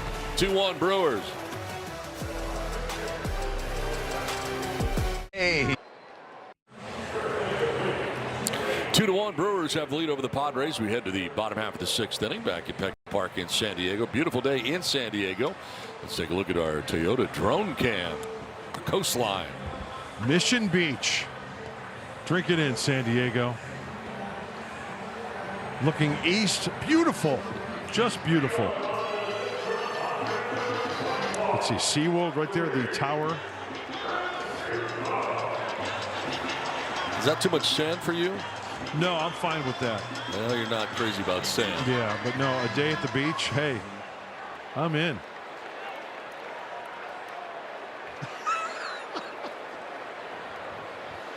Rengifo. First pitch swinging, flies to left. Churrio right there for out number 1 of the 6th inning. I'm going to be under an umbrella, and I'm probably wearing a long sleeve like dry fit shirt, like a rash guard type shirt. All covered up. Yeah. Well, as we predicted, Garrett Mitchell takes over in center field defensively after pinch hitting for center fielder Brandon Lockridge out there. 1 down in the 6th inning. Here's Jake Cronenworth.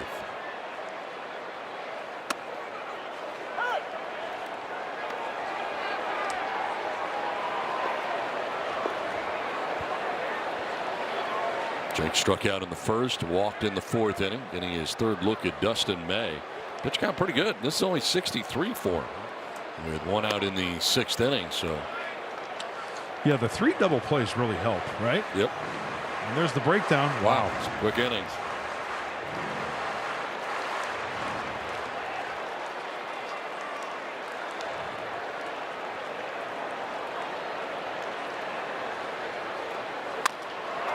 On the ground, foul outside of first.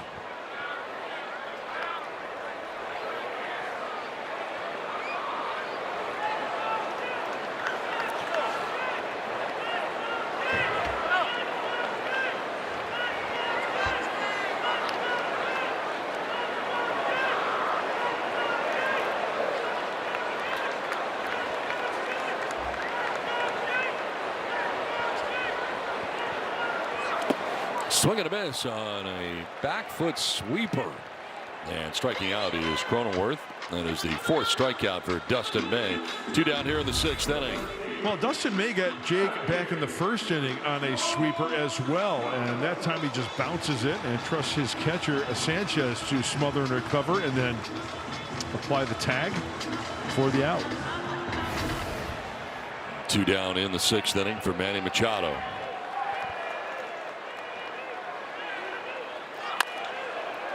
Chop left side, cut off by the 3rd baseman Ortiz. His throw is good, and the inning is over. Another quick inning for Dustin May. It's 2-1 Milwaukee. With Calci. But I know you're excited. Tomorrow, an off day spent in Cleveland as we get ready for the series against the Cleveland Guardians beginning Friday, Saturday, and Sunday. Then it is to Citi Field in Queens. Take on the Mets for 3. An off day back home again in America's finest city. And then the Minnesota Twins coming in, as are the Pittsburgh Pirates, before heading back out to Tampa Bay. That's what's coming up here next couple of weeks for your Padres. Love the Buckeye State and the great city of the land, Cleveland. You know, you can only go to the Rock and Roll Hall of Fame so many times and see the Jim Morrison display along with Jimi Hendrix.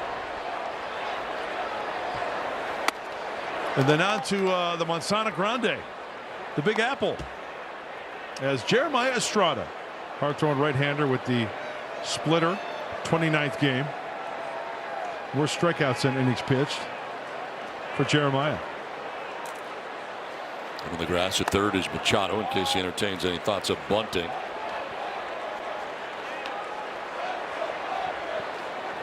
More than a step, I'd say 2.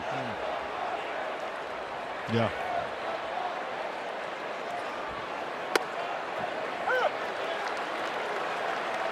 Played baseball at the University of Texas. Hook 'em horns.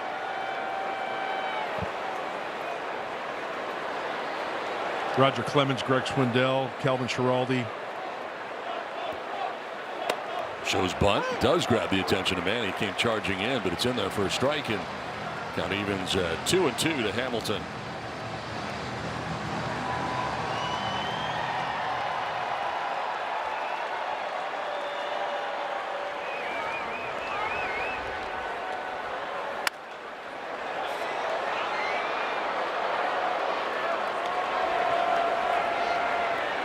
Bullpen's been great.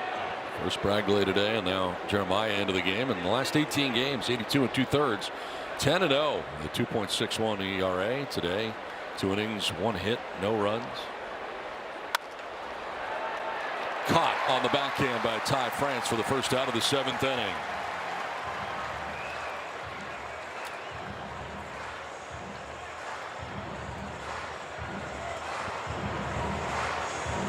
So the Brewers have been pretty selective. They've made the pitchers work. They've had 5 plate appearances of 7 or more pitches seen today. Well, the Padres have been very aggressive in dealing with Dustin May. The Padres have not had a plate appearance over 7 pitches. And that pitch count has stayed pretty low for May as he continues deep into this game.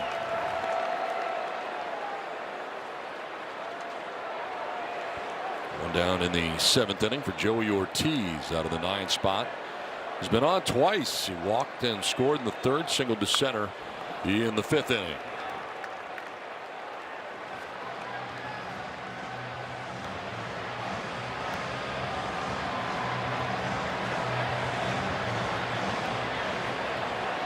Good sized gap in left center field for Ortiz, with Merrill over towards right center.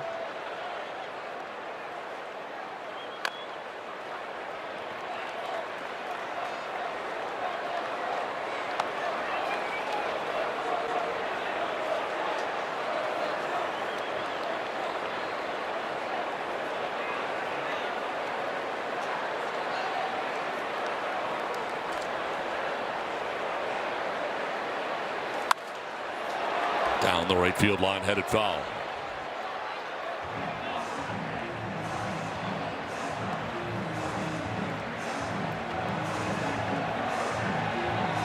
Robbie Ray started 4 innings, 2 hits, 2 runs. Ragley Rodriguez, 2 innings, 1 hit, no runs. Estrada has one out in the 7th inning and an 0-2. In the air to left center field, headed back is Rengifo and Merrill, and Rengifo will make the running catch on the dirt of the track. Oh, he went a long way to get that one. It's out number 2. Oh, deepest parts of the yard. Well, you had to hold your breath there a little bit. Jackson Merrill, we know he can cover some ground. Rengifo, see where he's playing. First jump, got to go. He's got the arms pumping. He's got a bead on it and hauls it in. Nice.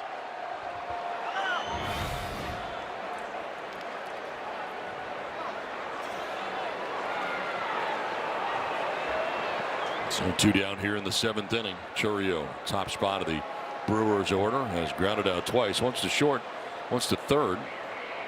Struck out swinging in the 5th inning. And the recipient of strike 1.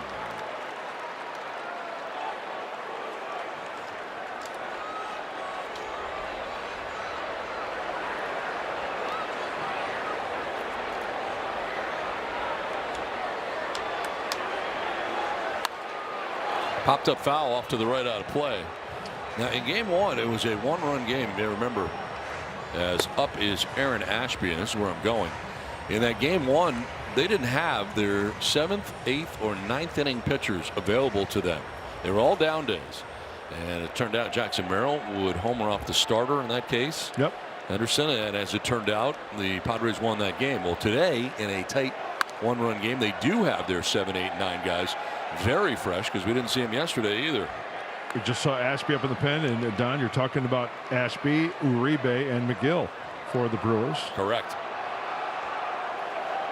For Pat Murphy. Yeah, all 3 of those guys, 2 full days off. They all 3, as Donnie mentioned, pitched on Sunday.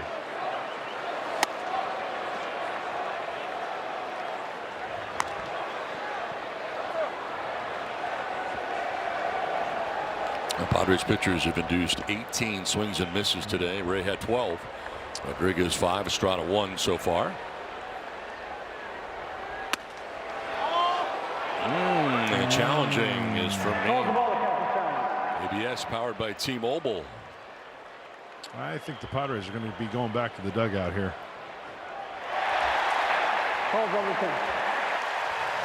So 1, 2, 3, 7th inning for Jeremiah Estrada. 7th inning stretch. Brewers have a 2-1 lead.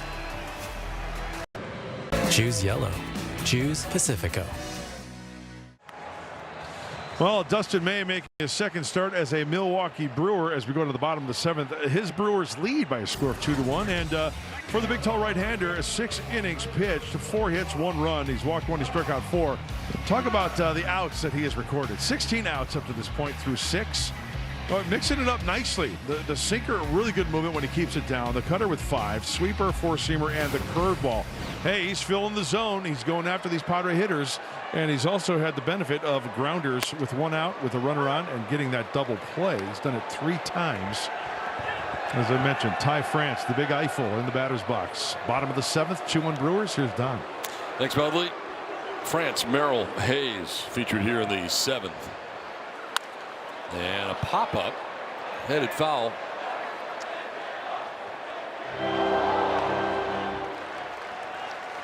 Well, where does he rank in the National League since July 10th? 1st in batting average, 1st in OPS, extra base hits tied for 5th.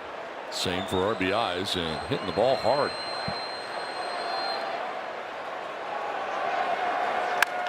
There's a grounder to 3rd, and Ortiz for the 1st out of the inning. Well, remember, fans, you might want to call a neighbor or phone a friend, because we talked about these Padres from the 7th inning on. It's a close one here, trailing by 1 run. Padres could do some damage late. Well, May, with just 66 pitches through the first 6 innings, has 1 out here in the 7th.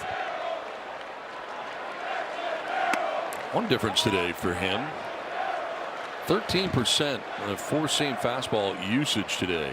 Season average 26%. Wow. So down quite a bit there. Be his lowest usage in a game this season. So I guess to answer your question from earlier, he has changed it up from what the Padres saw in St. Louis when he had the complete game. And recently with the Padres offense, they've been crushing the fastball, making mistakes. So that's a pitcher making an adjustment as we take a look at those numbers. Heavy on the cutter, movement, a variation of the fastball with that sinker and four-seamer. So those 3 pitches, 1, 2, and 3 for Dustin May. He was just able to get Ty France to ground out. France had been a problem for him earlier in the day, going 2 for 2. The rest of the Padres today 2 for 18. So France really the only problem so far. For Dustin May, works here with 1 out in the 7th inning.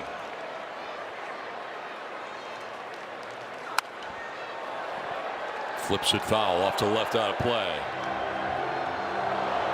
This copyrighted telecast presented by the authority of the San Diego Padres and may not be reproduced or retransmitted in any form. The accounts and descriptions of this game may not be disseminated without express written consent of the San Diego Padres.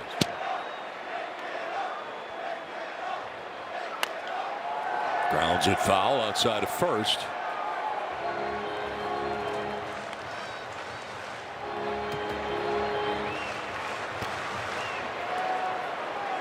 So sweeper down and in to Jackson. Cutter into Jackson. Four-seamer, a little bit of giddy up.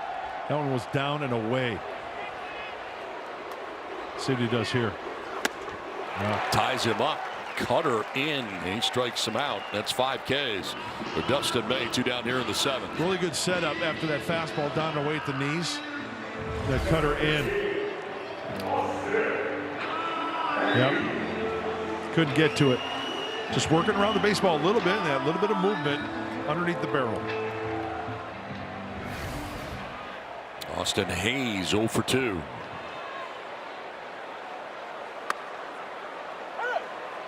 He's grounded out to second base in the 2nd, bounced into a 5-4-3 DP, and again today May has been able to induce 3 double plays.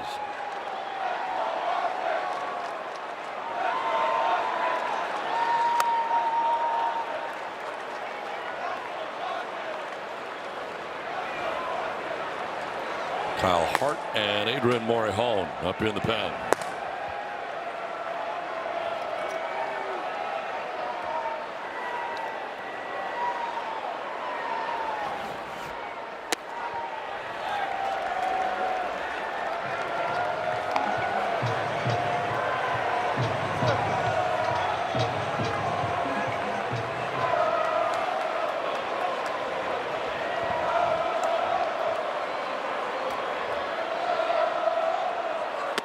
Swing and a miss, and back-to-back Ks for May.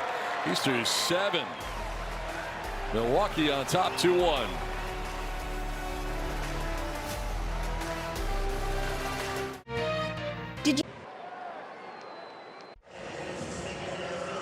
Welcome back to Petco Park, where the Brewers lead the Padres 2-1 in the top of the 8th. Mary Lou's Cook here. I'll be joined by Bob Scanlon on the Padres post-game show. We're going to take a look at the day by Robbie Ray in his 2nd start in a Padres uniform, and of course the one by Dustin May, who he's made things particularly tough on the Padres offense today. And if we do see the high leverage arms in Milwaukee, it's not going to get much easier. So we'll hear from the manager, Craig Stammen, after the game, put a bow on this series and on this homestand and get you all set up for the road trip ahead. All coming up after the last out.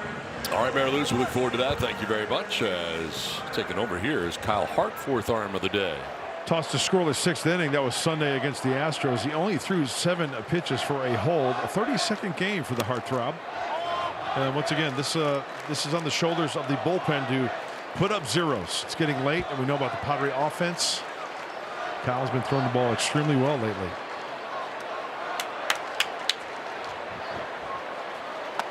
Up and in, and that is ball 2, 2-0.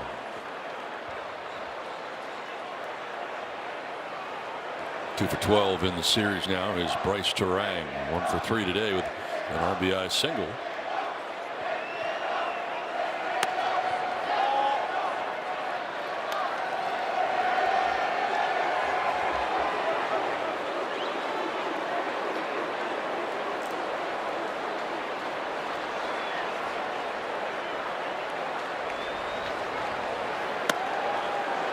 Well, Kyle, as I mentioned, has been throwing well. Last 5 outings, 11 1/3 innings, scattering 7 hits and no earned runs while striking out 11.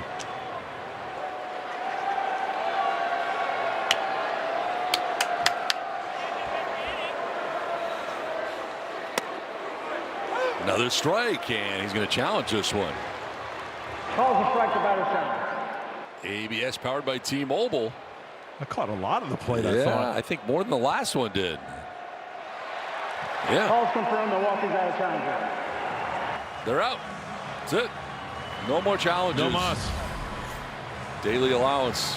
Have to wait till tomorrow. Yeah. Or extra innings. We'll see.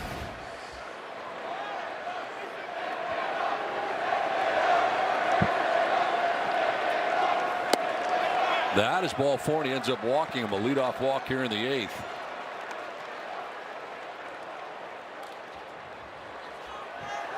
Here's a look at our Disney Cruise Line cruise cam. Leadoff walk for Bryce Turang. He has cruised down to first base. Oh, I get it. I write my own stuff. Andrew Vaughn. Well, hopefully he stays docked at first base in this inning.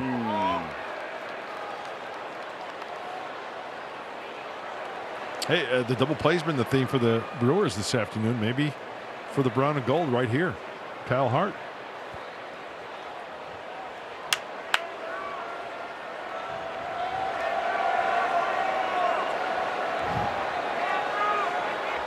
Over to first and back safely as Turang. The lead was not very large, so he's able to cross over to get back to the bag.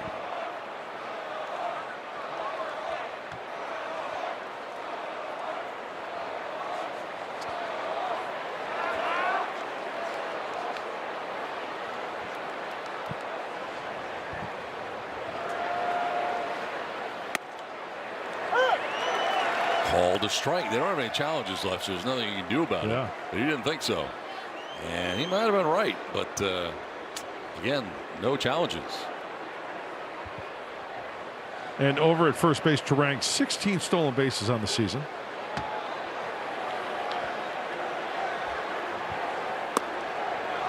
Down and in, 2-1.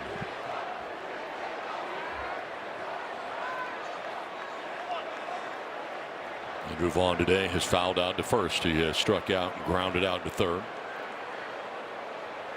Lead runner on a walk, and Bryce Turang.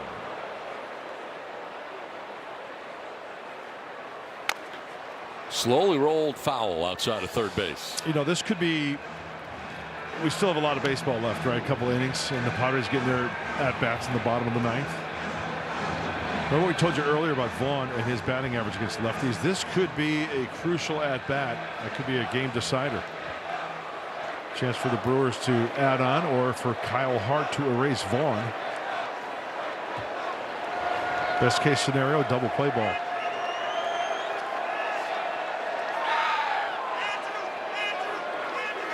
Over to first, and again, Turang easily back to the bag.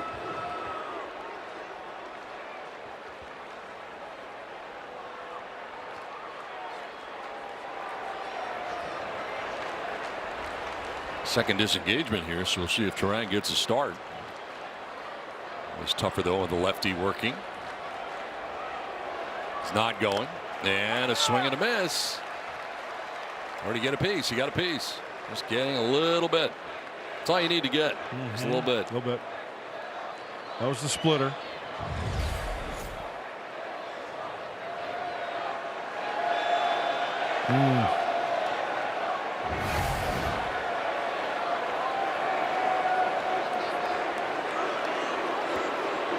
Turang at first base without a lead. Again, 2 disengagements already. Oh! And Fermin is challenging. I thought this was a strike. ABS powered by T-Mobile. Work it, Freddie. Calls everything strike 2. First out of the 8th inning. That's called by Fermin. Oh, he's the Ferminator. Padres pitchers, K9 batters today. See you win. Score 25% off your total purchase at participating Petco locations tomorrow with your loyalty membership. Just ask to redeem the Padres K9 promotion at checkout. 1 on, 1 out. Jake Bauers.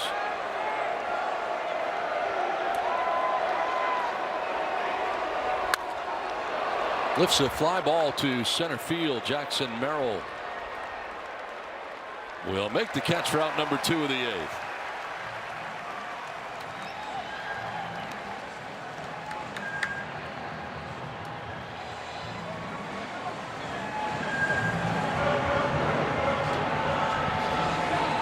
Two down in the inning with Terang still at first base, and it brings up William Contreras. He's fly to right, walked, and grounded out to third base.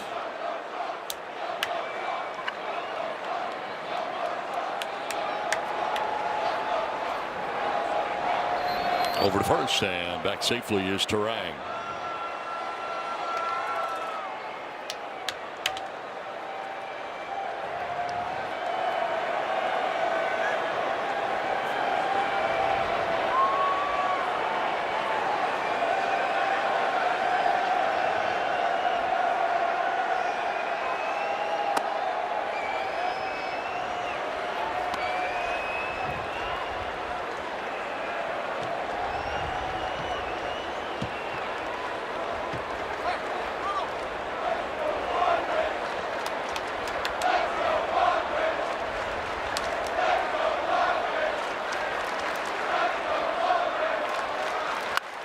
Contreras fouls it off to the right, and the count evens at 1-1.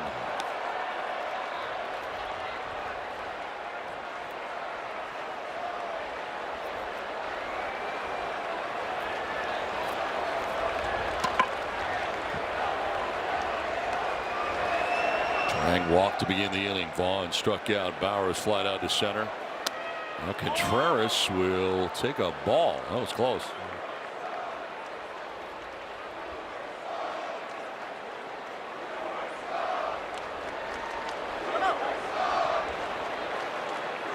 Again, the Padres have both their ABS challenges. The Brewers are out.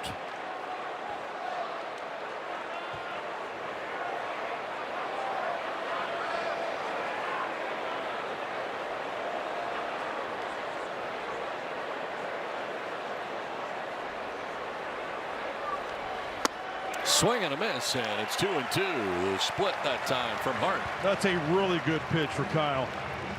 He checks his card after that nasty splitter. You know, the fastball in to the righties really sets this up nicely because it just floats down and away. The off-speed pitch.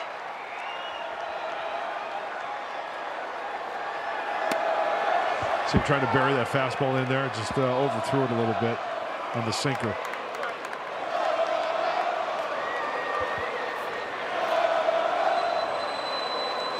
There's Sanchez waiting on deck. 2 down here in the 8th.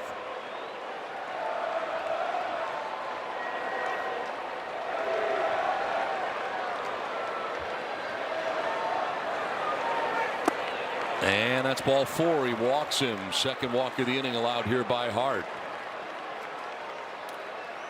So Terang to second on the walk to Contreras. And that'll give Gary Sanchez a chance. And that'll bring Ruben Niebla out. Padres pitching coach headed out there. Back in the second inning, Gary Sanchez with his 10th home run of the year. Solo shot off Robbie Ray. Gary Sanchez likes the first pitch. Ball put in play. First pitch offering. 308 average. He's got a home run. And he's a guy, boy, strike one's so important because you can really expand that strike zone against Sanchez.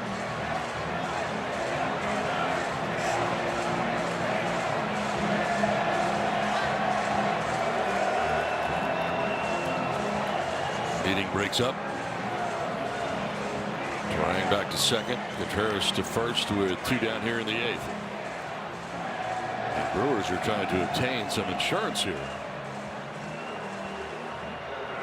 On top 2-1.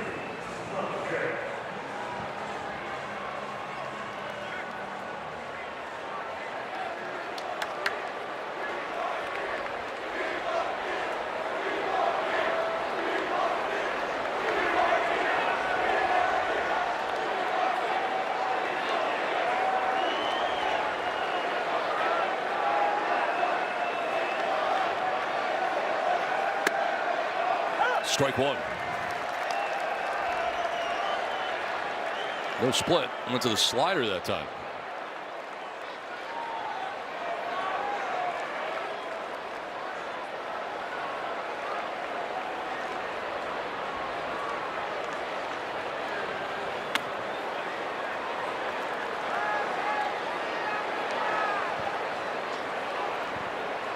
Double-barreled action in the pen. Aaron Ashby was up last inning, up again this inning. Chad Patrick has joined him in the pen for Milwaukee.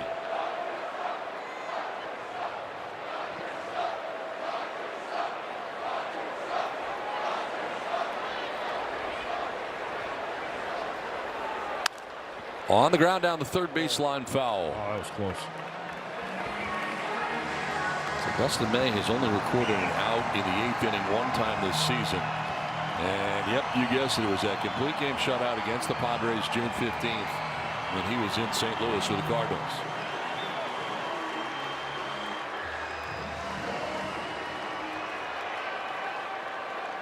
Ball and 2 strikes here to Gary Sanchez with 2 on and 2 down in the Brewers' 8th inning.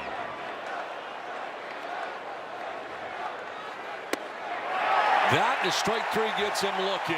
Kyle Hart pitches his way in and out of trouble. It's getting late. We're headed to the bottom of the 8th. It's 2-1 Brewers. We come back. Holy sheets. Gavin will lead it off.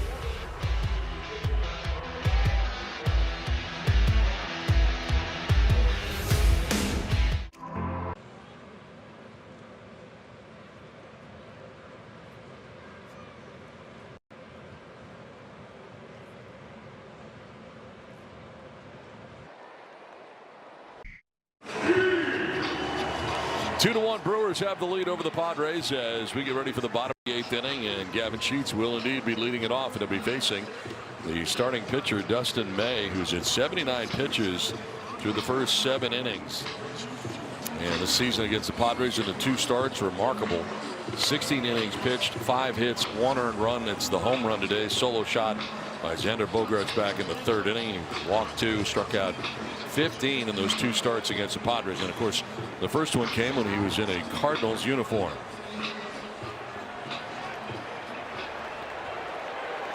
All right, here we go. 3rd time around for Gavin. Let's see if he can work some magic.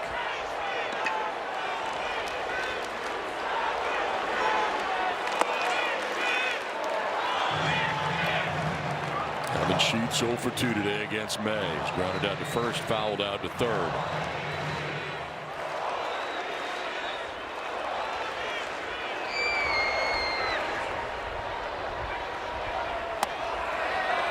Two and 0. It takes one pitch. You know, everybody loves as the homer, but an extra base hit would be nice.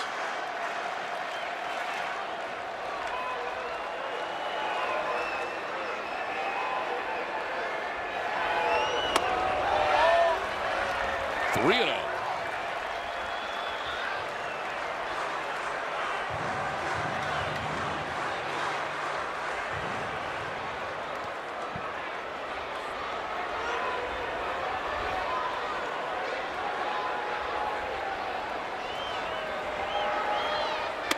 And a leadoff walk for Gavin Sheets to start things in the 8th. And here comes Murphy. So he gave him 1 hitter in the 8th inning. Ends up walking the lead guy. Bowen will run for Sheets at first base. And May will be coming out of this game. We've got a pitching change from Petco Park in San Diego. Brewers holding on to a 2-1 lead. Here you leave today.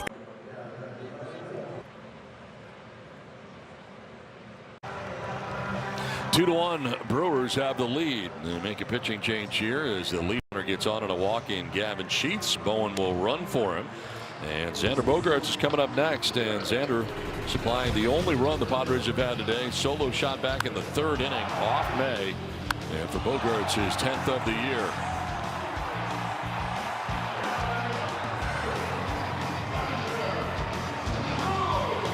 New pitcher is Chad Patrick into the game. has been back and forth from the rotation and the bullpen.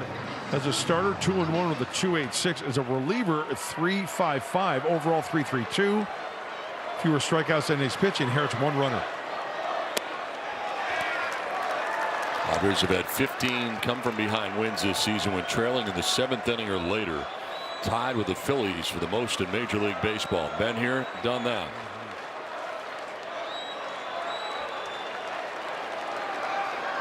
Over to first and back safely is Bowen.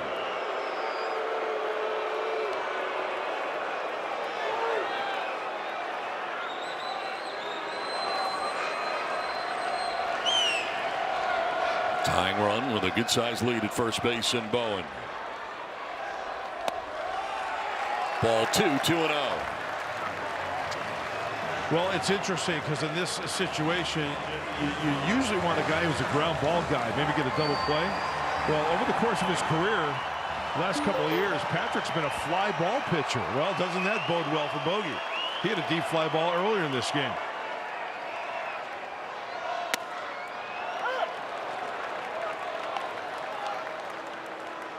A lot of cutters, four-seamers, and sinkers from Chad Patrick. He's trying to get a grounder. Bogey's trying to get something up in the zone and split a gap.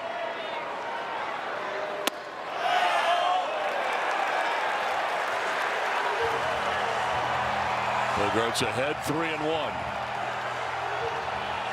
Fermin on deck right now. Remember, you have Fernando Tatis Jr. on that bench and available today.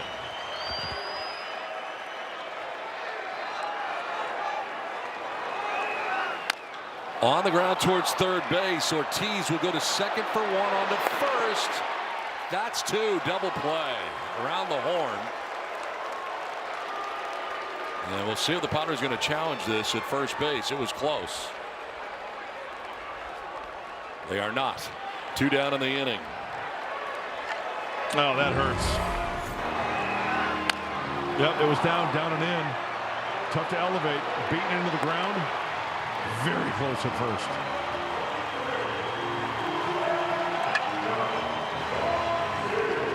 Got him.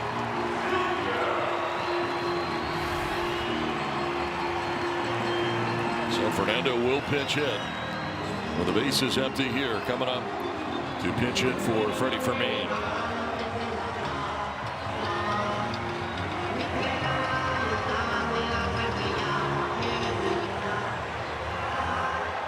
Sanchez out there giving him a scatter report. Well, Fernando, part of the home run attack last night for the Padres. Opposite field for the second time this year.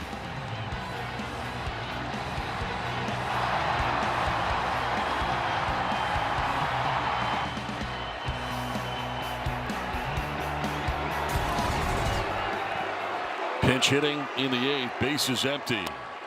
And he takes ball 1. Nice to have a guy like this come off your bench to pinch hit late in the game. Yep. In a 1-run contest with 2 outs in the 8th.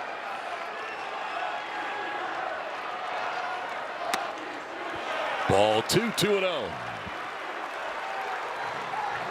And I would have to think that, you know, Patrick's got to realize that home run we showed you opposite field as we got action in the Padres pen. He's got to be very careful even if he tries to pitch Fernando away. Ball 3-0.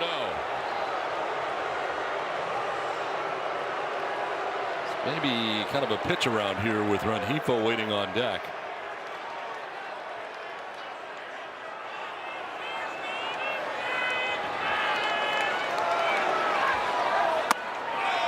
And not going to get anything to hit. So Fernando down to first base on what kind of looked like an intentional walk, even though it wasn't. Yeah, he wanted Fernando to kind of chase off the plate, but being patient, pass it on to Rengifo.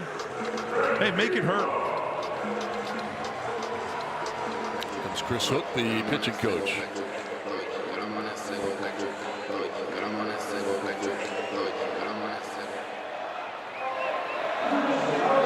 Two down, tying run at first base again. And Hook headed out there to talk to Patrick. took over. Well, I mentioned that Chad Patrick throws a lot of cut fastballs, right? So he's got to be very careful if he's going to bury that cutter in to get it in. When Hefo wants him to hang one middle away, maybe do some damage there. Book is closed on May, by the way. 7+, 4 hits, 1 run. Walked 2, struck out 6. Leadoff walk this inning, erased in the double play ball, grounded into by Bogaerts. 2 down, Fernando at first, and here's Rengifo. Here's another factor with holding on the runner at first base. Fernando, he's a threat to go as well. That opens up. There's a hole there, something he can spin on and put something down the right field corner. Strike 1. There's that cut fastball.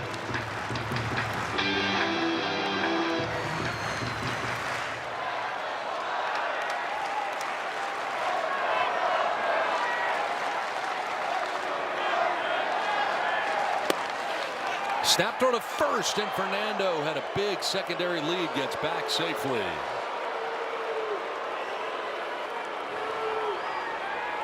Sanchez with the throw with the front door closed down the first base.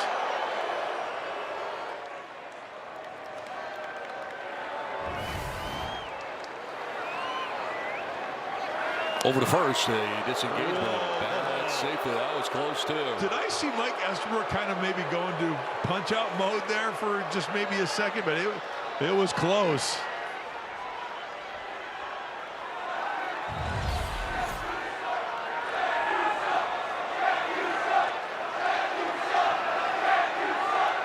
No, he went straight safe there. That was close though.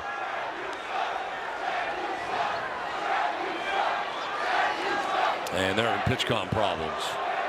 Where Sanchez can't hear it.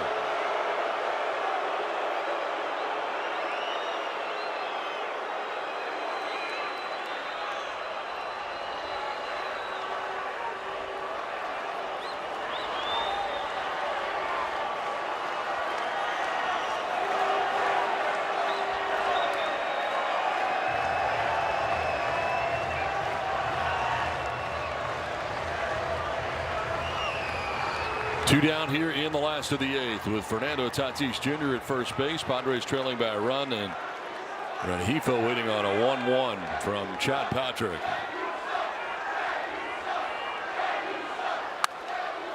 Flips it foul off to the left out of play. Ball and 2 strikes.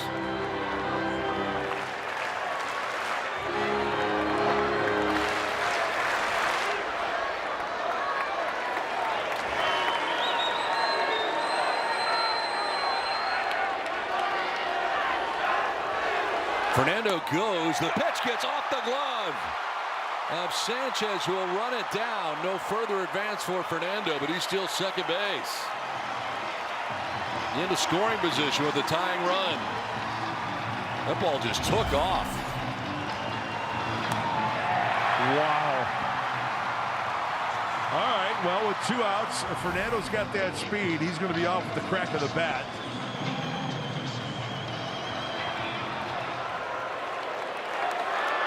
Tying run in scoring position with 2 down. 2-2 to Rengifo.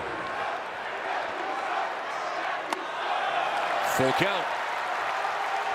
Now Padres stolen base presented by Uber Eats. Use code PadresSteal for $10 off your next order of $15 or more. Terms apply while supplies last. See app for details.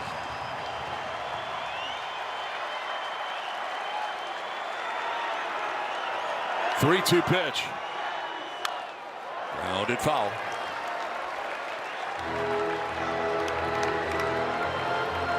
And since the break, highest average with 2 outs. There are 2 outs right now. Padres leading at a .302 average. 53 runs, a third most.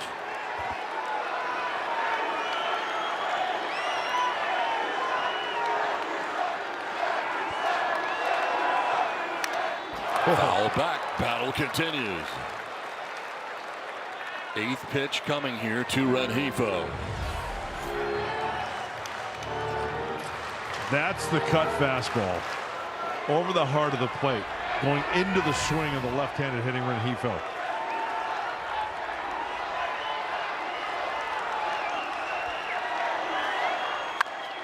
Grounded foul.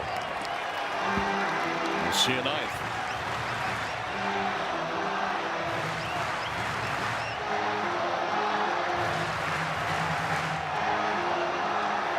A lot of cutters.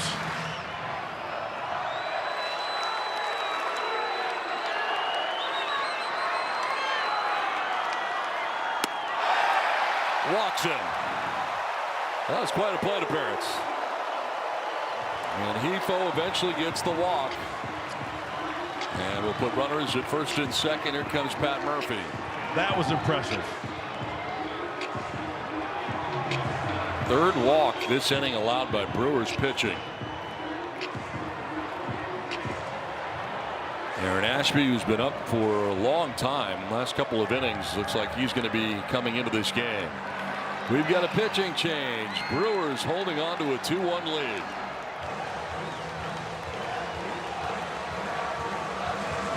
No matter what.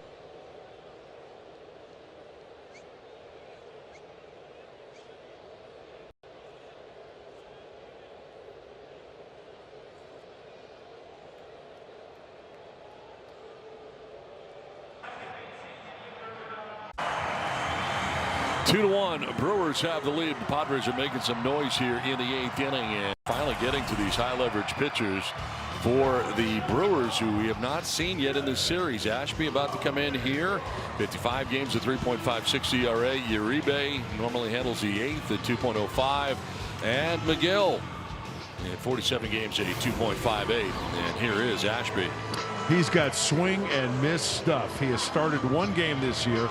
Rest of the game's out of the bullpen. So 65 2/3, 94 strikeouts. As a reliever, 90, trailing who? Mason Miller. Tying run in scoring position at second and Fernando. Rengifo at first with 2 down. Cronenworth will take ball 1. 4 for 7 for Cronenworth against Ashby, and that includes a home run.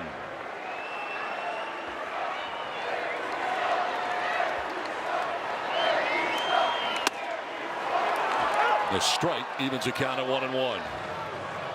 And Ashby going into this game 65 2/3. He's given up 5 home runs. He's done a good job of keeping the ball in the yard.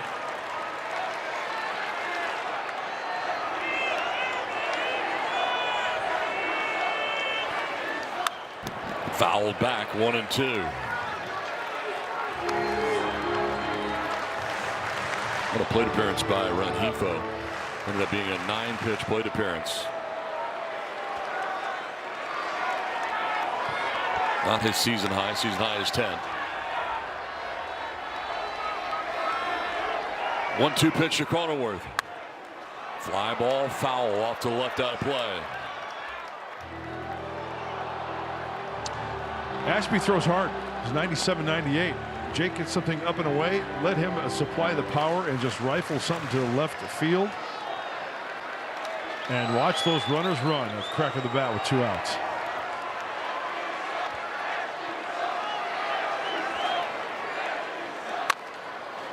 Grounded foul past the Padres dugout.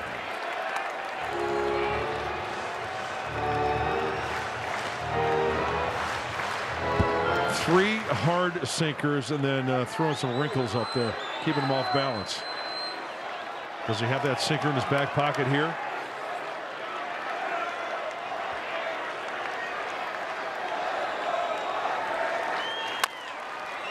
Down the first baseline, foul.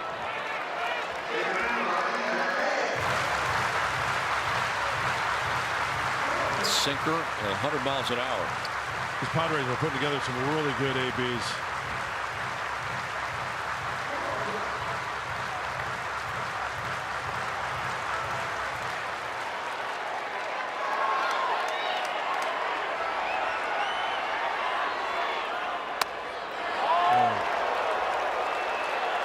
Close pitch, 2-2, curveball. And Ashby took a step towards the dugout.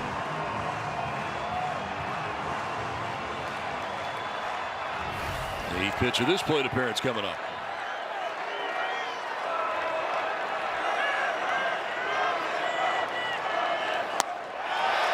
Full count.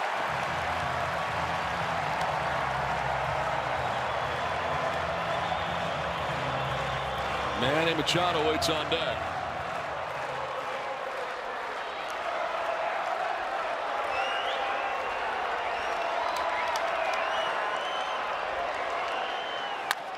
On the ground, right side, as Bowers will flip to the pitcher, late getting over. Here comes Fernando. Get tied, 2-2. Ashby was late covering. Reaching is Cronenworth. Scoring is Fernando. This game is tied at 2.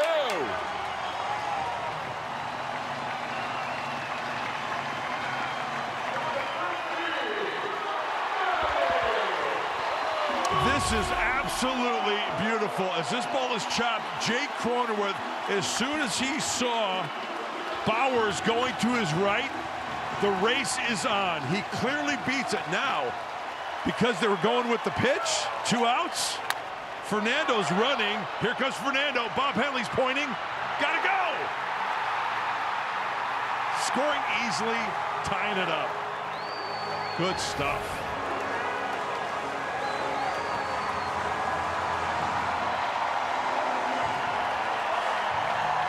Padres have tied it up now, looking to take a lead.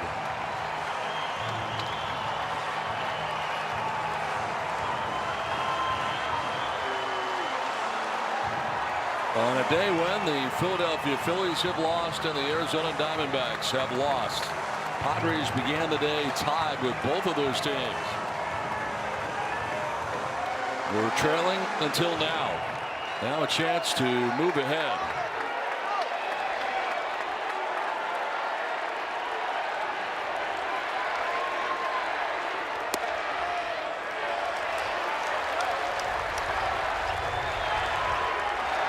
Machado 0 for 3 today. 1 for 6 in his career against Ashby.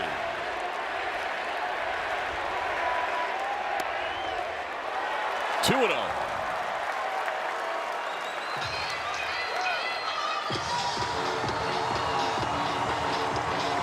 Go ahead runner Rengifo in scoring position at second. Cronenworth at first.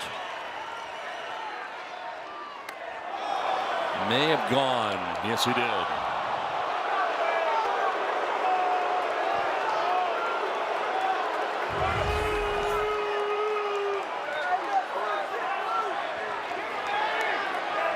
Only takes one. Count still in his favor. Strike 2. Changeup.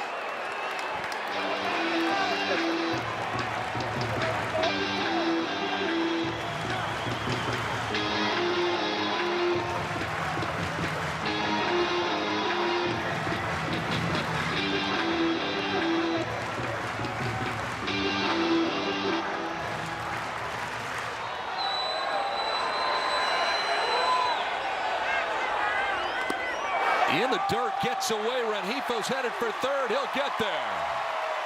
90 feet away. Cronenworth got to second as well. So 2 in scoring position. And a curveball in the dirt.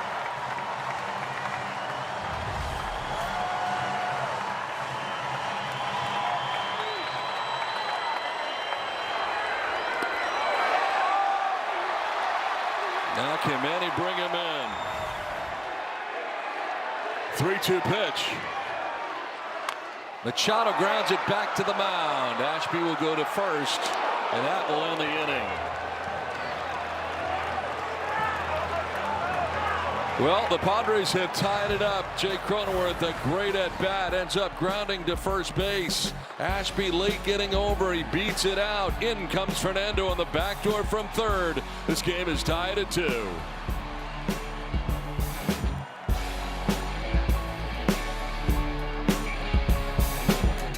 Get a fight. City Connect Fridays are back. Every Friday home game is a party in the park presented by Southwest Airlines. Start your weekend with $5 drink specials, live music, and City Connect celebration from the time the gates open to first pitch. Explore all Friday games at Padres.com/party. Ninth inning in a tie game. Mason Miller into the game. And it is ball one. Well, it's a hot day on the field, and it's getting even hotter with this cat on the hill. 49th game, .89 ERA, 92 punch tickets, and 50 1/3 innings of work. Takes over Kyle Hart, who went an inning, no hits, no runs. He did walk 2, but struck out 2. Padres have tied it up with a run on the bottom of the 8th, 2-2 here in the 9th. Mitchell fouls it off to the left out of play. 102 on the fastball from Mason Miller.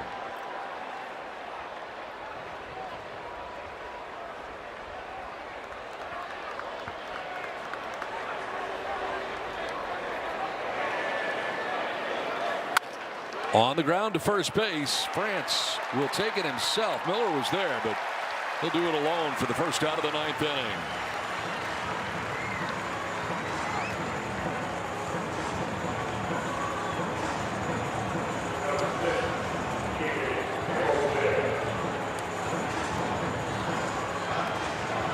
Brings up David Hamilton. An 0 for 3 day today, the shortstop.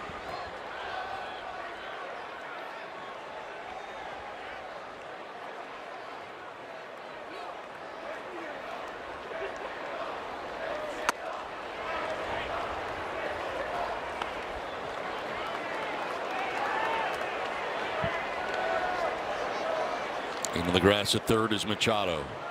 As he entertains any thoughts of bunting. Takes ball 2, second straight hitter that Miller has gone 2-0 on.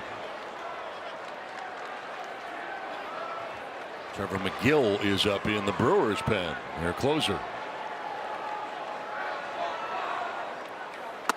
Hamilton showed bunt there, but takes ball 3.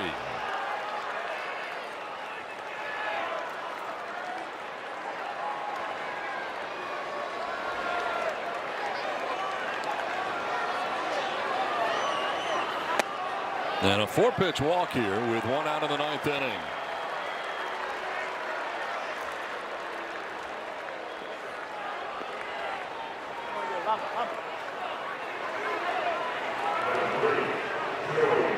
One out, 1 on. Joey Ortiz from the 9th spot has been aboard twice today.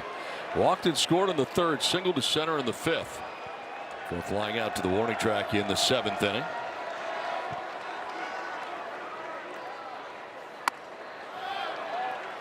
Five straight balls here from Mason Miller.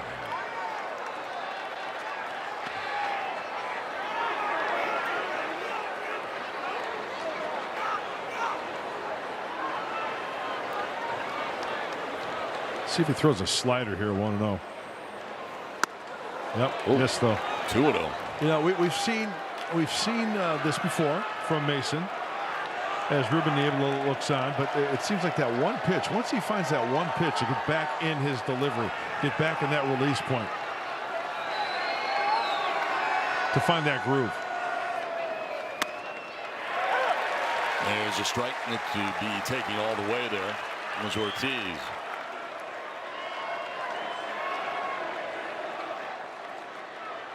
Let's see if that makes it click.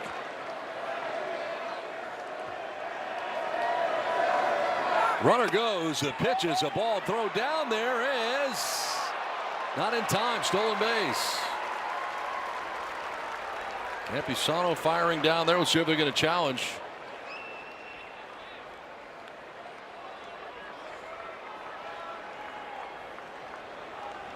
They are not.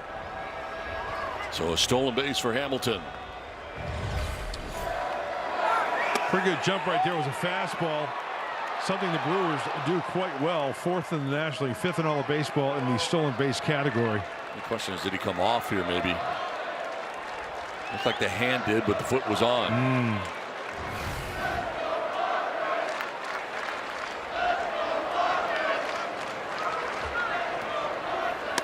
Look out, almost hit him. Twists out of the way, another walk. Back-to-back walks here, the 8-9 men in the order.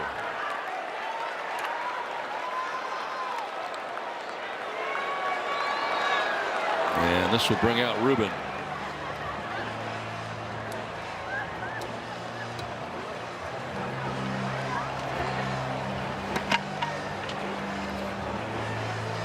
Well, going into this game for Mason, 48 games, we showed you the numbers. Then he's pitched 50 1/3. Very uncharacteristic to walk hitters. Going into this game in 50 1/3, 17 walks to those 92 strikeouts.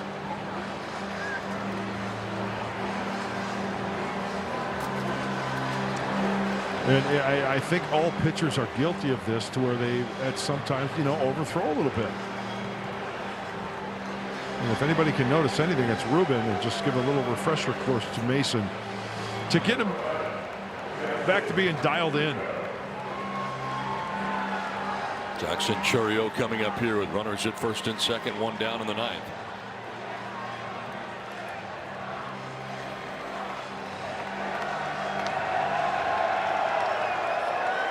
Oh for 2 against Miller, a couple of strikeouts for Chourio.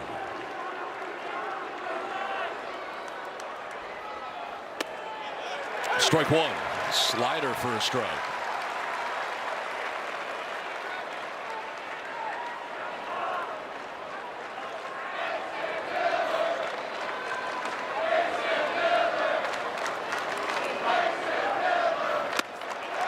Strike 2. Well, after the visit, 2 sliders. Did that release point out in front, burying them both.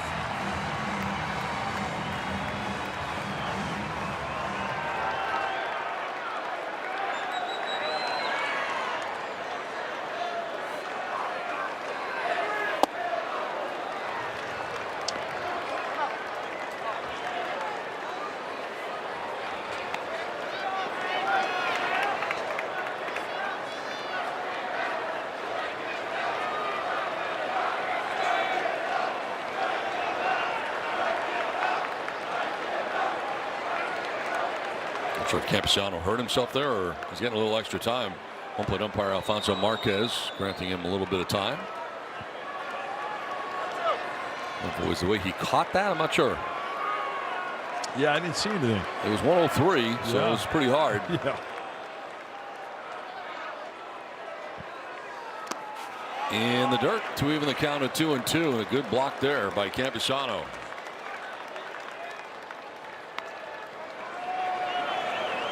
The go-ahead run in scoring position at second base, and Hamilton take that into account of this block. Yeah, and it's so important to keep those runners at their respective bases, keep that double play in order.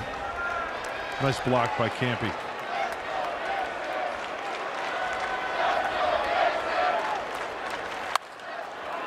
In the air, down the right field line, foul ground. Looks like here comes Fernando to make the catch for out number 2. No advance for the base runners.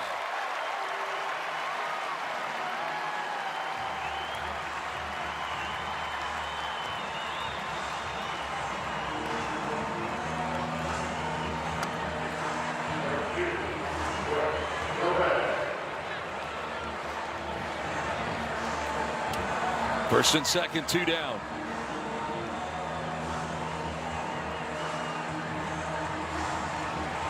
Bryce Terang has been aboard twice today. Single in the 3rd. He walked in the 8th.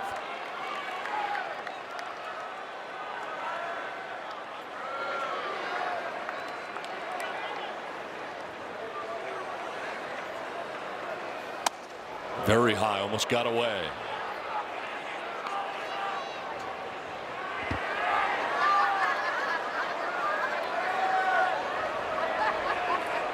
David Hamilton doing some dancing at second base. Potential go-ahead run here at second for the Brewers with 2 down in the inning. Strike 1. Slider has been able to get over for a strike. The fastball not as much.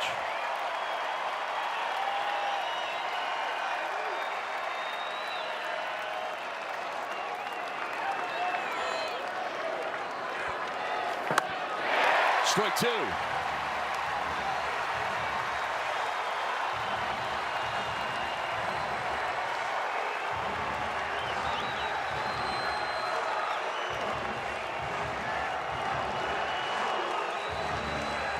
Hamilton at second, Ortiz at first, 2 down in the ninth.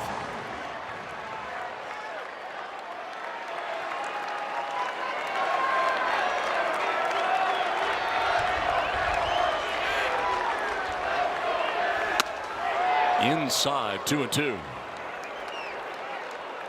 That was 104, the hardest he's thrown. But again, not a strike. You might see a slider right here. Swing and a miss. He struck him out on the fastball. 103. Leaves those base runners on as he strikes out Bryce Terang to end the top of the ninth inning. Headed to the bottom of the ninth, tied at 2. All audibles is 2-2 the score as we move to the bottom of the ninth inning. Time for our top pitch speeds powered by Snapdragon. 103.6, 103.4, 103.0 for Mason Miller. As he gets through the top of the ninth, it's on to the bottom of the ninth inning, and Ty France to lead it off as Aaron Ashby back out there again. He finished off the 8th, but also gave up the lead in the 8th. Any old kind of a run for the brown and gold right here.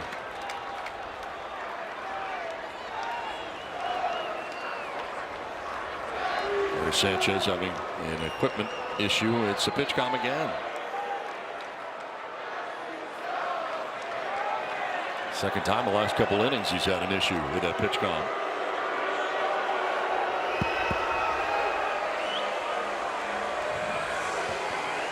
I always think in a situation like this, like the rhythm of, the hitter wants to get into a rhythm, especially the pitcher wants to get into a rhythm, especially after throwing strike 1 for Ashby, but you have no control over the communications of the pitch count. I just like to get in that groove. Hopefully it works to the advantage for Ty France here.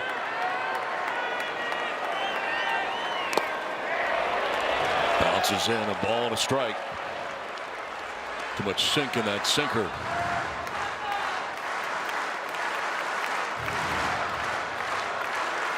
Third hitter that Ashby has faced since coming into the game.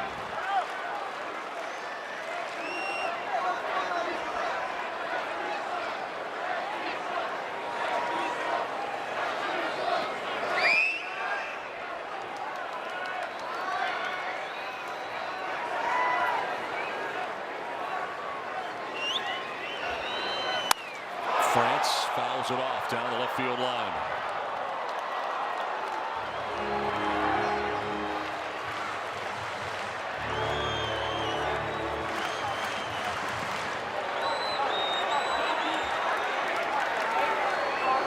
Trevor McGill was up last inning, is back up again for Milwaukee. 2-2. He's been bouncing the sinker.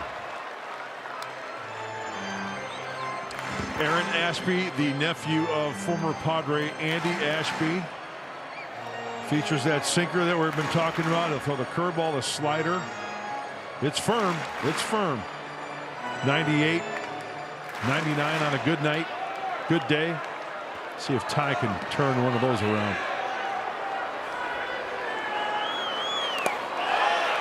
Full count. Did he go? No, he did not. That time he bounced the curveball.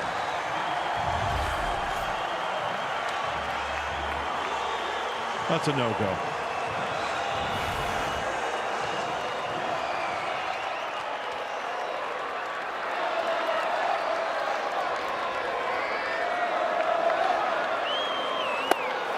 Strikes out France for the first out of the ninth inning.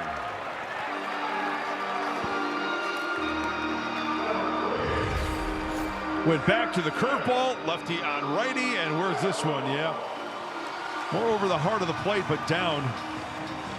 You get Ty way out in front.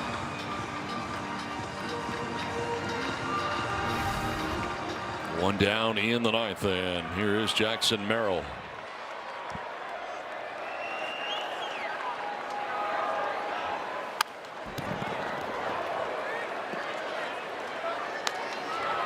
Merrill and August tied for first in Major League Baseball in home runs at home with 4.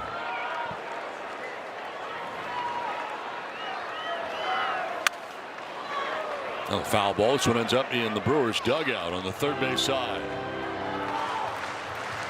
Merrill and August leading Major League Baseball in RBIs with 14.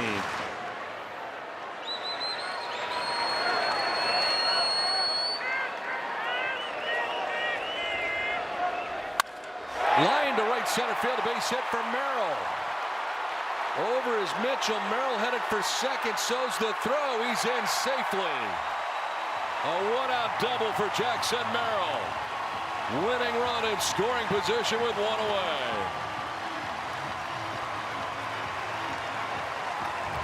The hard-throwing lefty who can punch some tickets, Aaron Ashby, and the kid, number 3, who's having a hot August. Jackson Merrill wins this one. He's smelling 2. He's splitting the gap.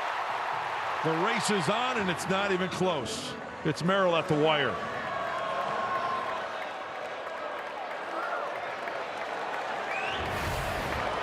So it's second base with 1 out. Ashby's coming out of this game. We've got a pitching change from Petco Park in San Diego, all tied at 2.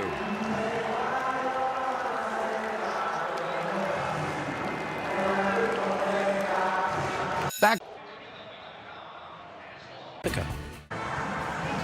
2-2 the score. Winning run in scoring position at second base now with 1 out in Jackson Merrill. Luis Campusano will be coming up, and he will be facing the new pitcher for the Brewers, Trevor McGill. And Pat Murphy wants to shut down the Padres right here and now. This guy, McGill, enters his 48th game. He has retired the last 19 batters that he has faced. He was unscored upon his last 7 appearances. That's over 6 1/3 innings. Opponents hitting 173. You see the whip well below 1 at .86. And the 32-year-old out of Loyola Marymount sports one or the other. It's flip a coin. 4-seamer or a knuckle curve. That's it. Not a lot of run in 22 of his last 23 outings. Inherits a runner in scoring position at second base with 1 out. And here is Campusano. His first plate appearance, took over defensively last inning.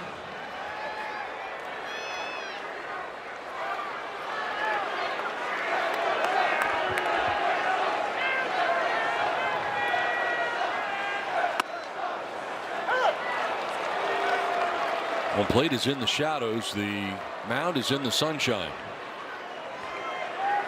Late afternoon here in San Diego.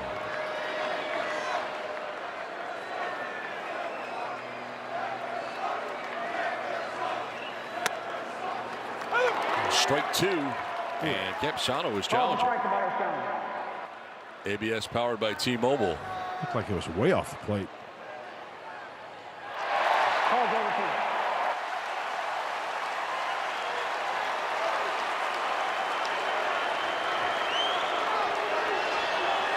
So a ball and a strike.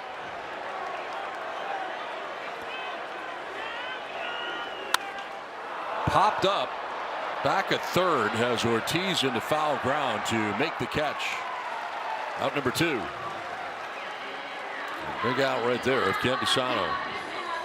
And that'll bring up Jace Bowen. Bowen pinch ran in the 8th and now bats here in the 9th inning. With Merrill at second base and 2 down in the 9th.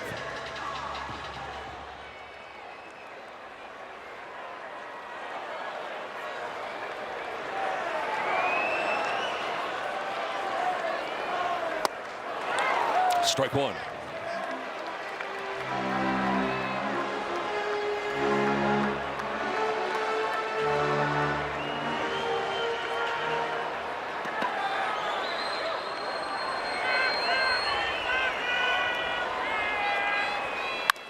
On the ground down the line at third. It is a foul ball. Foul ball. So close right down the line, but standing on the line was Malachi Moore, third base umpire.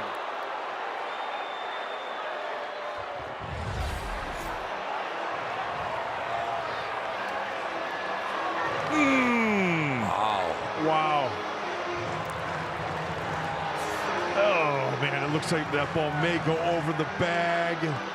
Wow. That's a tough call for any umpire. That ball hit sharply, low to the ground like that. Wow. So it's 0-2 now to Bowen.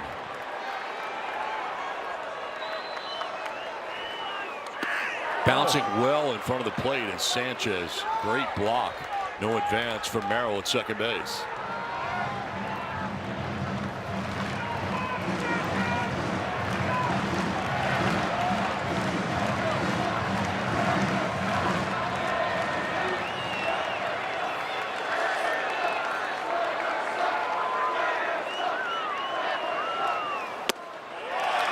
Two and two.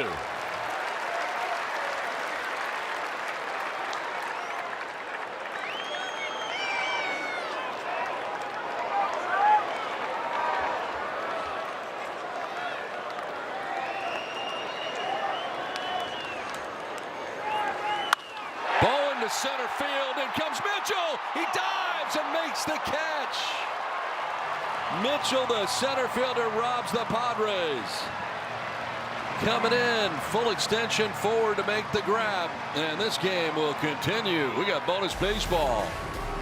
Thanks to this catch by Mitchell on the sinking liner. Outstanding catch. Bonus baseball from San Diego, tied at 2.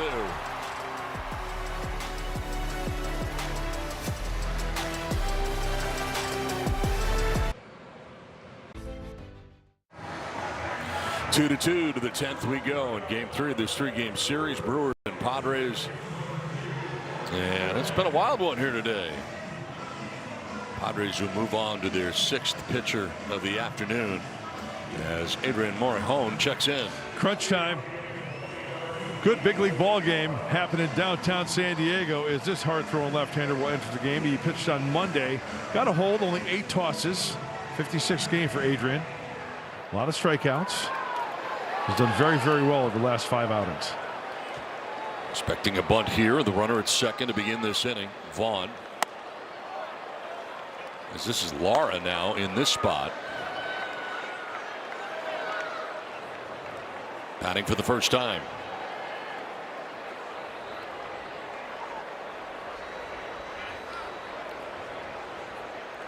The runner at second is Terang. Here's the last out of last inning. Fastball, no bunt showing there. Swing and a miss at the 97, even the count of 1-1.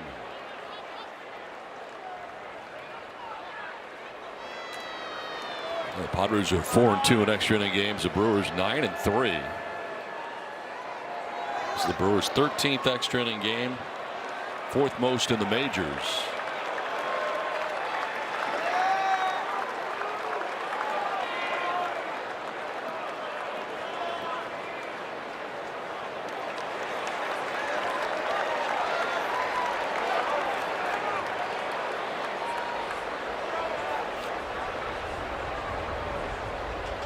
One-two pitch. Chopped down the third baseline foul. Time violation there was charged to Lara, the batter, which made it 1-2.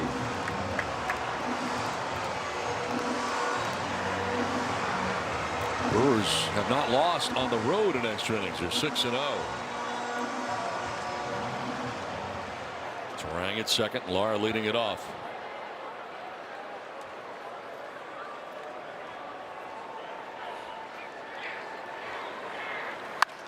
Lara fouls it down the right field line. We'll do it again, 1-2.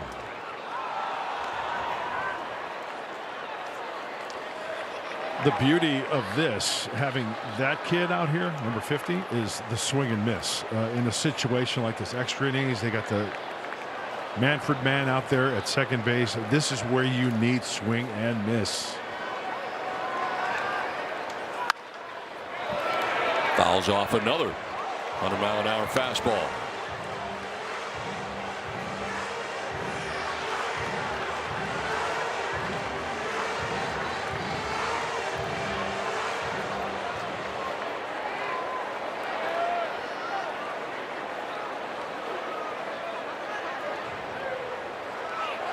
Runner goes for third. The pitch is high. Throw! Got Turang thrown out at third base. Campusano gets him. No challenge from the Brewers. First of all, why? And secondly, what a great throw by Campusano. Look at this. Oh, my goodness. You cannot get any closer right there. Turang's got decent speed. He's already in scoring position. I think they just did him a favor right there. Yeah, he did. Wow. Campusano. What a throw. With the front door closed as well.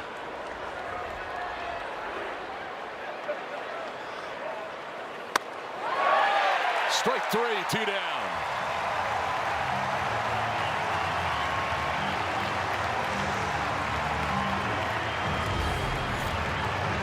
Mentioned the swing and miss.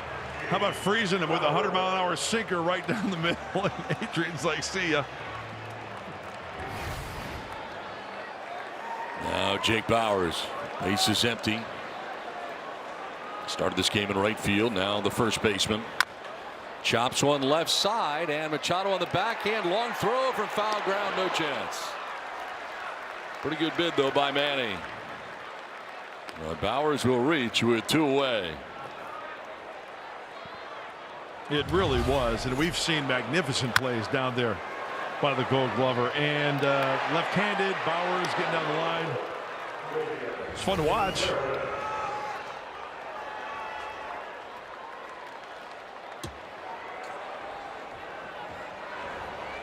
He's got his lead at first with 2 away. And here's Contreras. Down the right field line, headed foul.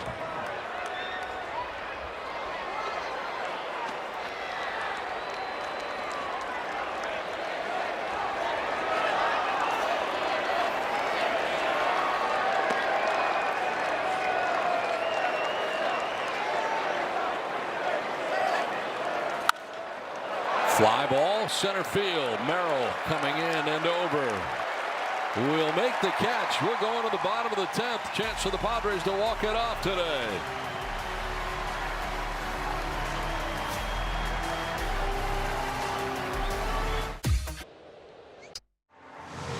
We are just having a great time downtown, and it's been a close one. Some key plays. Watch Jake Cronenworth. He is safe. He hustles through the back doors. Fernando to tie this one up. That's how close it is.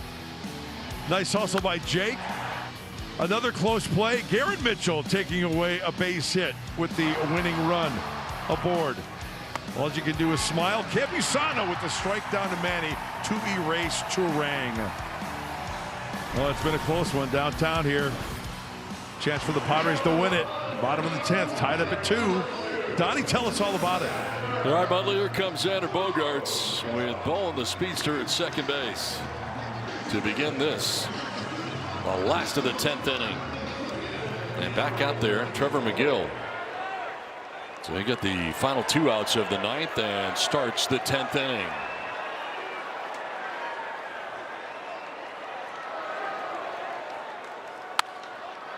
Popped up left side.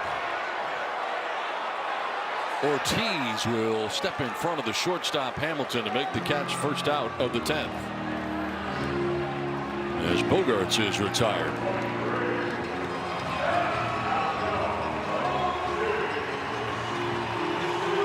Now Fernando, pinch hit in the 8th, walked, and as you saw in that recap, tied it up. Coming around to score 2-2. They're going to put him on intentionally.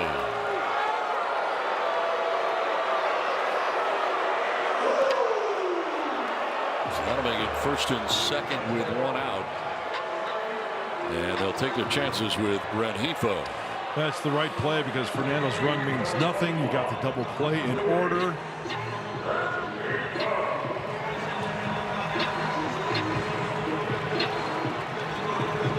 Rengifo's been aboard twice. Infield hit in the first, a walk in the 8th.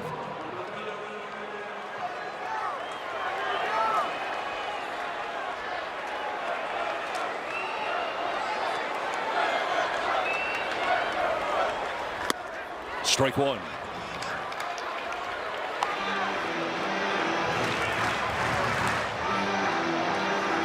Sanchez reeling off the signs of the infielders in case of a double steal. Where he's going to throw, or if he's going to throw at all.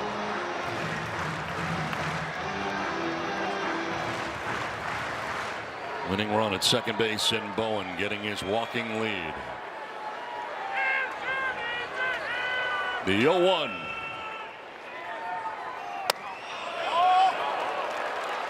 They do get another challenge.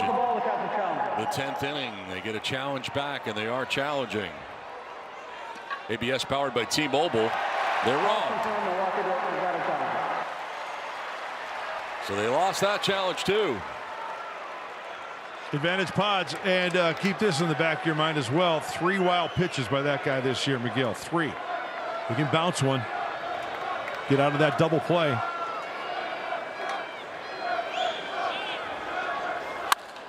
Popped up. Third base way. Ortiz again.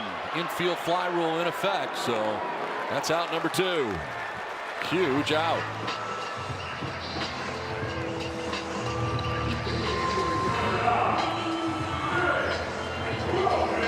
That breaks up Jake Cronenworth with 2 outs here in the 10th.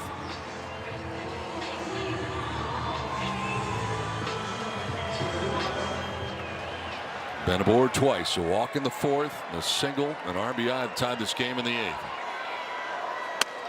And he goes around for strike 1, a called strike anyway.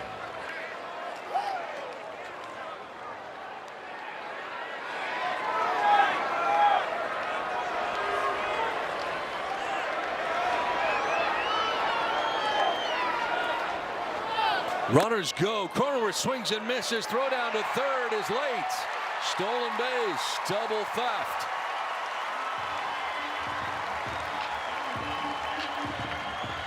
So now that wild pitch would win the game for you were talking about. Absolutely. And you can see the secondary lead out at second base by Bowen. Stay on the bag. And he does. Wow. You know, he's going in hard. Hand stays on the bag. Nice. The 0-2 pitch. Cronenworth to center field. Mitchell going back a few steps. He's there, and he makes the catch that sends this to the 11th. Tied at 2 in San Diego.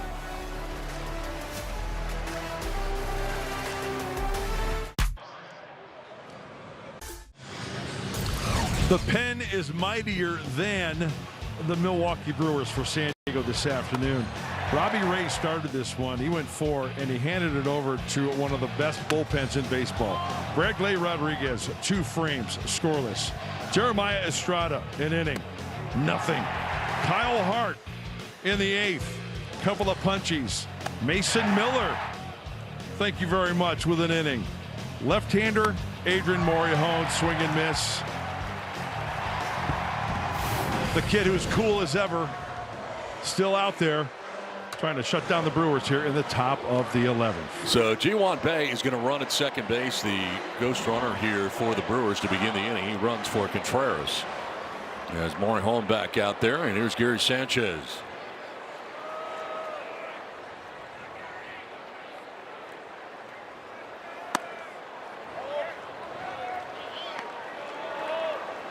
Third time the Padres have played into the 11th inning this season.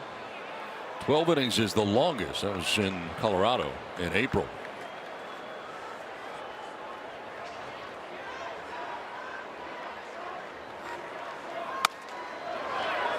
Falling behind 2-0.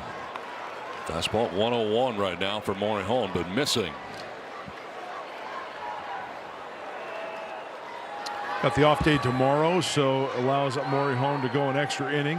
Hopefully it's a quick one. Down the line at third, hit the bag, and that's going to go down to the left field corner. Bay's going to score the go-ahead run. Into second base with a double goes Gary Sanchez. And the Brewers take the 3-2 lead here in the 11th. You know, it's only appropriate with the way this game has gone. It's a tight one, extra innings, and how many plays we have showed you this afternoon where it's a matter of inches. Fair, foul, out, safe, strike, ball. That one works for the Brewers. Right off the pillow. How about 112.3 off the bat? That ball was smoked. And now Garrett Mitchell made a game-saving catch in center field. Now at the plate with the corners in here with France at first and Machado at third.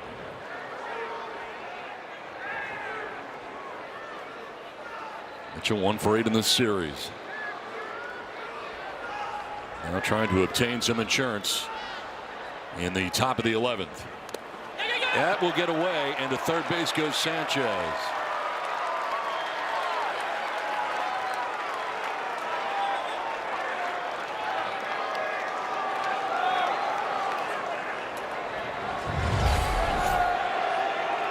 It's a changeup. Spiked it out in front of home plate and loses his footing for Adrian. Right there, his foot planted and then a little bit of a slide. Look out, that one almost got away. Another slide at the end there. Landing spot not great right now.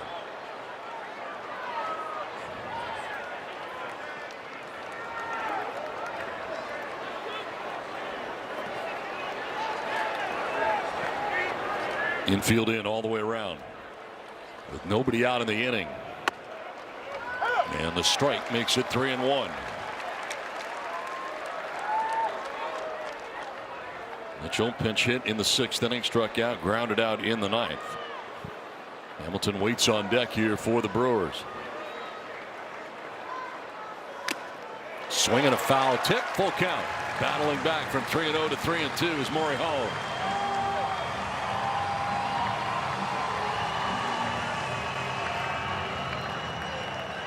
Mitchell gets his hitter's timeout. And this is where you need that swing and miss.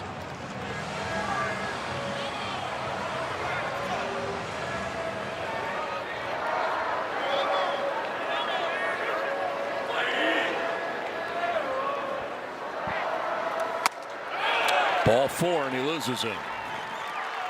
So it'll be 1st and 3rd. That's the first walk allowed by Maury Hone since coming into this game. And here comes Ruben Niebla for Hamilton. Comes up next year for Milwaukee.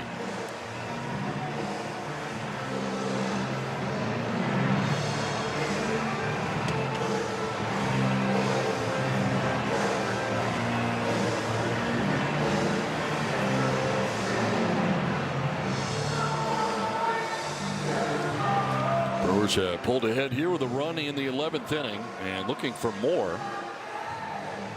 The RBI double for Gary Sanchez. He took third on a wild pitch. They walk Mitchell, and it's 1st and 3rd now as Hamilton about to bat here for Milwaukee. Padres trying to sweep the Brewers today after taking the first 2 games of the series. Brewers have only been swept 2 times this season in a 3-game series. It's pretty unusual in what has been an incredible year for the Brewers. You know, call me crazy. I'm smelling possibly a safety squeeze here or something. Bottom of the order. Hamilton's got 12 sacrifice bunts on the season. He's got good bat control. You've got a hard thrower out there. You've got to do it, right? You've got nobody out. Just a thought. Well, they're in the corners here, Manny. About even with the bag at third. Ty France in on the grass.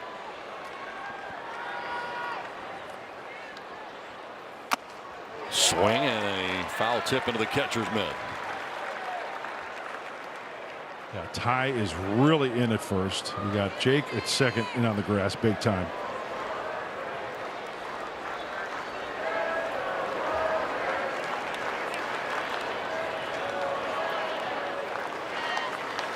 Hamilton fouls it back, and it's 0-2. Okay, now Morehound's in the driver's seat.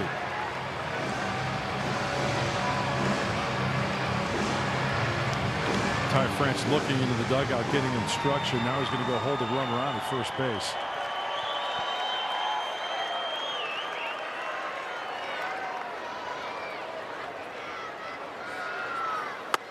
Swing and a miss. He struck him out. Huge out. It is the first of the 11th.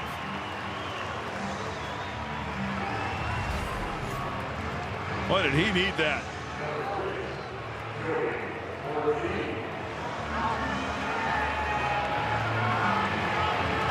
Nice slider.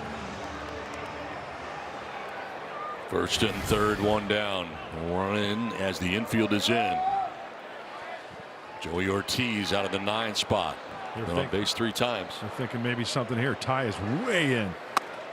Taking off for second base, and we got a challenge. ABS powered by T-Mobile.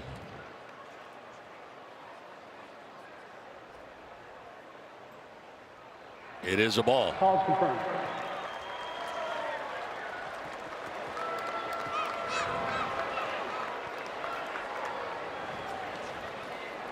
Now you got 2 in scoring position with Mitchell taking second base on the defensive indifference.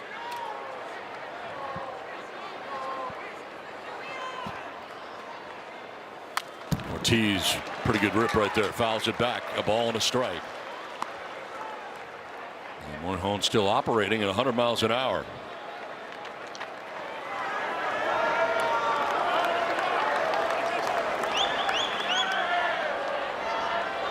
No, Campisano's got to be on his game.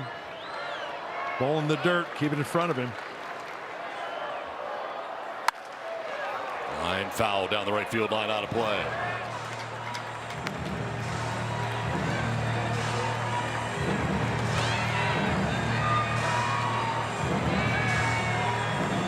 Wandy Peralta up in the Padres pen.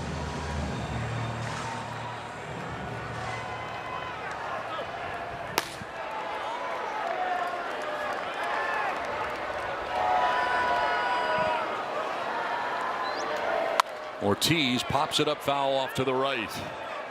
We'll do it again here, 1-2. Battle continues. It's now 27 pitches in this game for Morejon. Antonio Zenzatella, the former Rocky, up in the pen.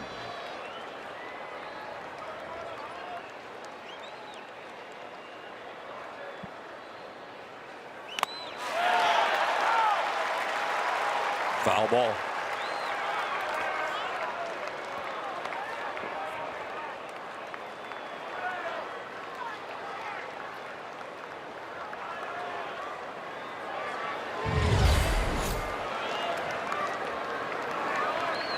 See if he caught this. Oh, that's a kick. Oh, did it?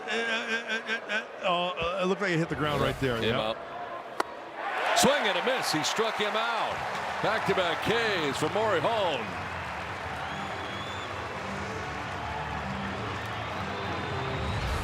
Going with a changeup here to the righty, and perfect location down. Now they're going to intentionally walk Chourio to load the bases with 2 down. So down to first he goes. Bryce Terang now in the lefty-lefty matchup that they prefer. Trying to keep this a 1-run deficit.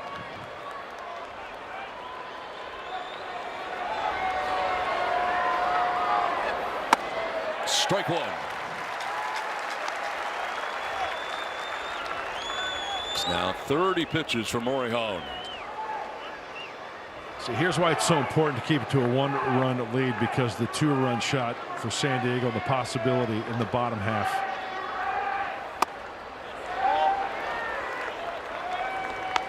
You keep it at 3-2. The Padres get that runner and pop one.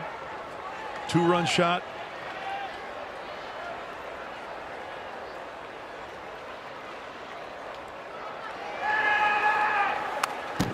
Foul back, 1-2.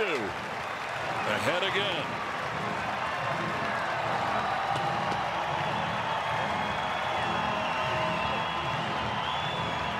Bases filled with Brewers. 2 down here in the inning.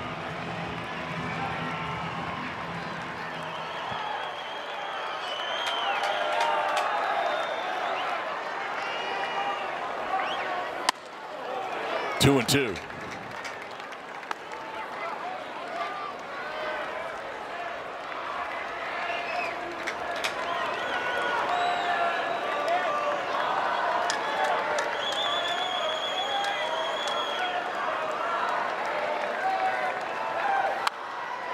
Fouled off to the left, out of play.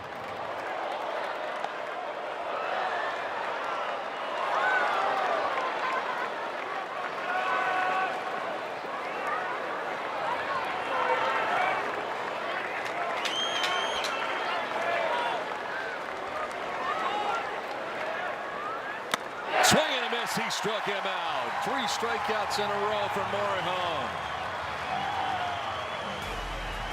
The Brewers do get a run in the inning to take the 3-2 lead, but Morejon keeps it at just a run as we go to the bottom of the 11th. Back to school. 3-2, Brewers have the lead as we go to the bottom of the 11th inning. And Manny Machado about to lead it off with Ty France. Jackson Merrill to follow as Cronenworth will start the inning at second base. Into this game, Antonio Sensatella. Last pitch on Friday against Minnesota took a loss in an inning, gave up 3 hits, 2 earned runs. Let's take a look for Sensatella. 38th game, 9-3. Fewer strikeouts than innings pitched. Stay tuned to this one. He's allowed 4 home runs. Antonio Sensatella. Manny Machado leading it off here in the 11th. And 0 for 4 day today for Machado. He'll take a look at strike 1. Well, one thing is for sure that this Padre lineup knows a lot about Sensatella. Acquired at the deadline, right, Donnie? Yep.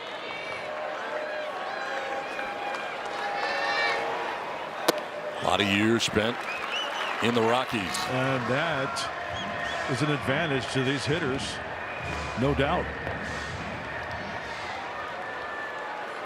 Started for a long time, too. Last couple of years, been working out of the pen. Machado on the ground. His shortstop Hamilton took a look at third, but fires to first for the out. To get Machado, he thought about going after Cronenworth at third base to get that lead runner. Got the shore out at first base. Thought this ball was going to scoot through, but he goes immediately right there. And for the Brewers, you want to get that shore out.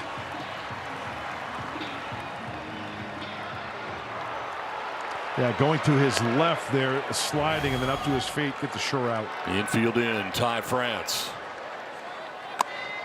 Got hit.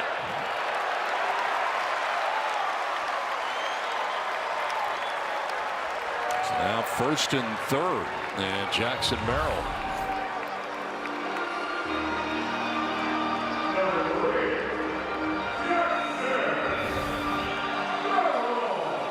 Song is going to run for Ty France.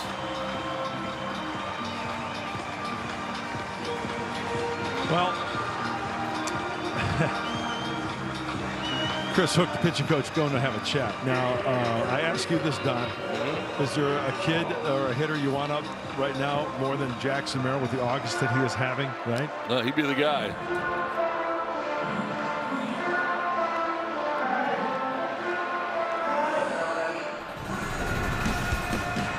Does have a walk-off this season, April 15th against Seattle.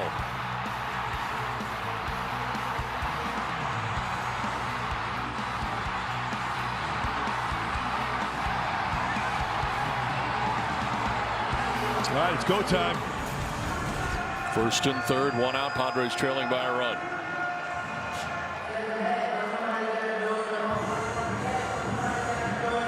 Jackson today has bounced into a double play.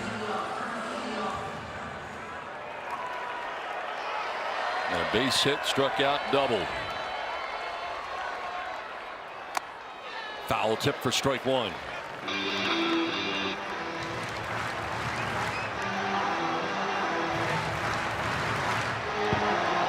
Cronenworth at third. Song pinch running across the diamond at first. He's got good speed over there at first.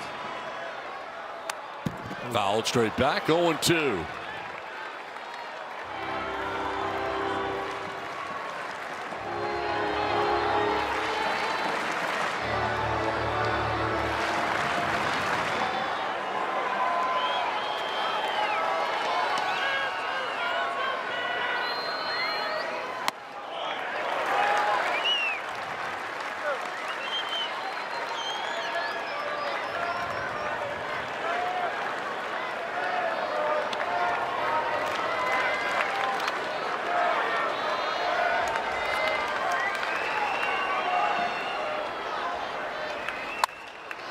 Popped up.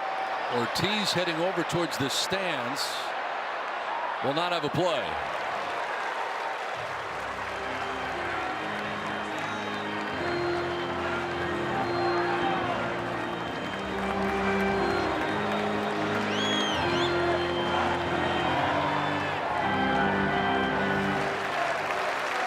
Tying run at third base, winning run at first base. Padres batting in the 11th. A 1-2 to Merrill. Song was taking off, and this pitch is fouled back to the screen. Diving into second base, but foul ball. Well, Donnie mentioned about Senzatella. We know him as a starter for many, many years in Colorado. And since he's been coming out of the pen, he's increased that velocity by about 3 or 4 ticks. As a starter, it was like 94. Now he's up to 99. So he's got a little bit more giddy up on that heater coming out of the pen. Merrill to right field. Lara going back. It is going to be caught by Lara. Tagging and scoring will be Cronenworth to tie the score. What a grab by Lara and right. Well, that gets over his head. The Padres would have walked this thing off. They've tied it as it is.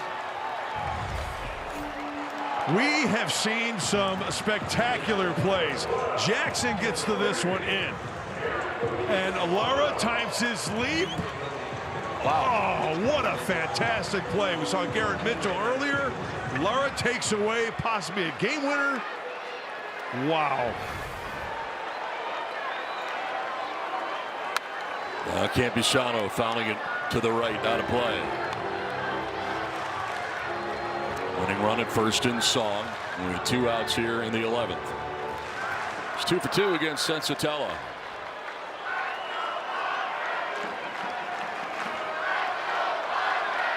Over to first, and Song back to the bag. First disengagement.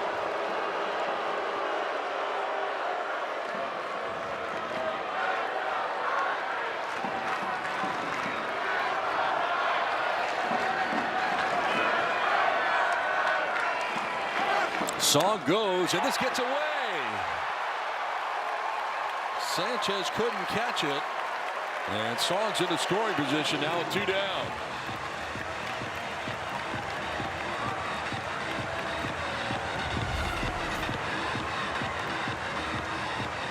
It's just a pass ball, I think. Yeah. Did not catch it. Yeah.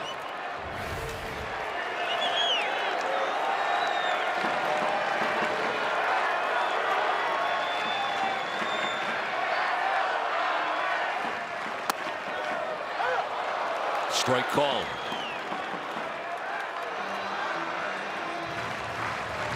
Oh, you're right. I don't remember Senzatella throwing 99.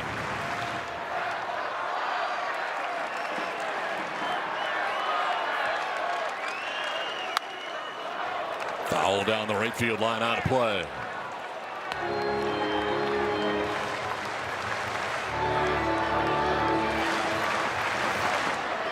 Three game in the 11th inning.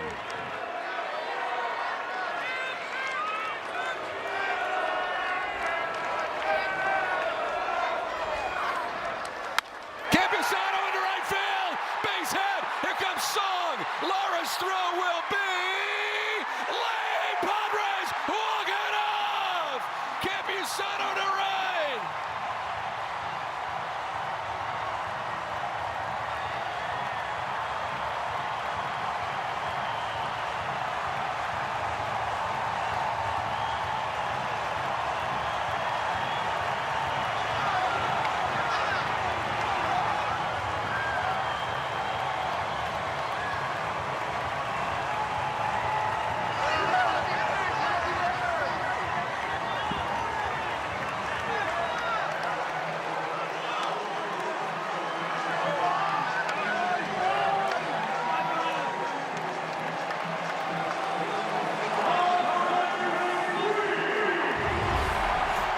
What a ball game. Campusano taking it the other way. Bob Henley, the third base coach, gives him the windmill.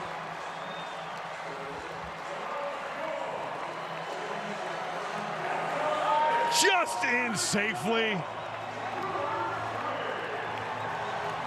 Boy, if that isn't a sweet song right there to our ears. Getting loud downtown. What a game.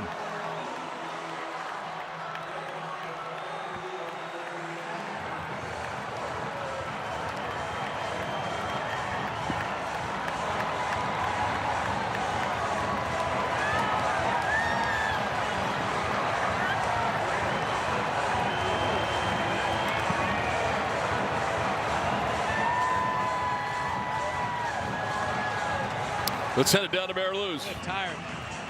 All right, Luis, you just said you're feeling a little tired going into that at-bat. What were you looking to do? Just find a good pitch and, hopefully good things can happen, swinging at good pitches.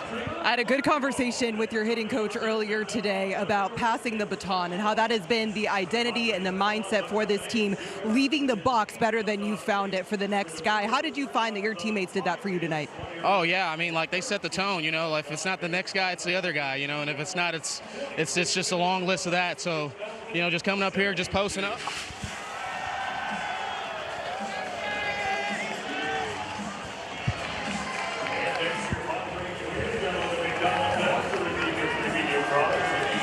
As you were saying. Yeah, just keep passing the baton, and we got guys 1 through 9, ready to post up, in any situation, and we're just always ready to come prepared and play and have a good time. This was a game in which runs really were not easy to come by, especially early. What was the mindset for this group, and specifically for you, because you came into this game a little later? Yeah, just have good quality at bats, 1 through 9, like we just said. Just pass the baton, and just not starting today, was just being ready to come off in case they needed me, like today.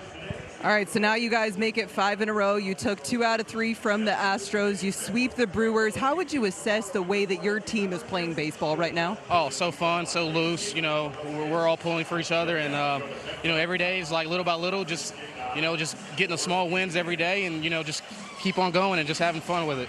I know earlier in the week that Jackson Merrill said really this is like family, that you guys are like brothers, especially with the new additions that you have here at this point. How is it starting to feel like a family and like a brotherhood to you personally? Oh, yeah. I mean, just from the start, we've been, kind of like just some ups and downs, but, we're all in it together, good or bad, and, that's what makes us really strong, Now, Kippy, for you, you've dealt with injury this season, and you've been able to find success, contribute to your team. This is your first career walk-off, so congrats on that. Where does that rank for you just in moments personally in your baseball career? Oh, it's awesome. I've worked my whole life, to get to this point, and to the big leagues, and, to be here and just to do what I'm doing is special. Congratulations, Campy. Thanks for your time. Appreciate y'all. Don?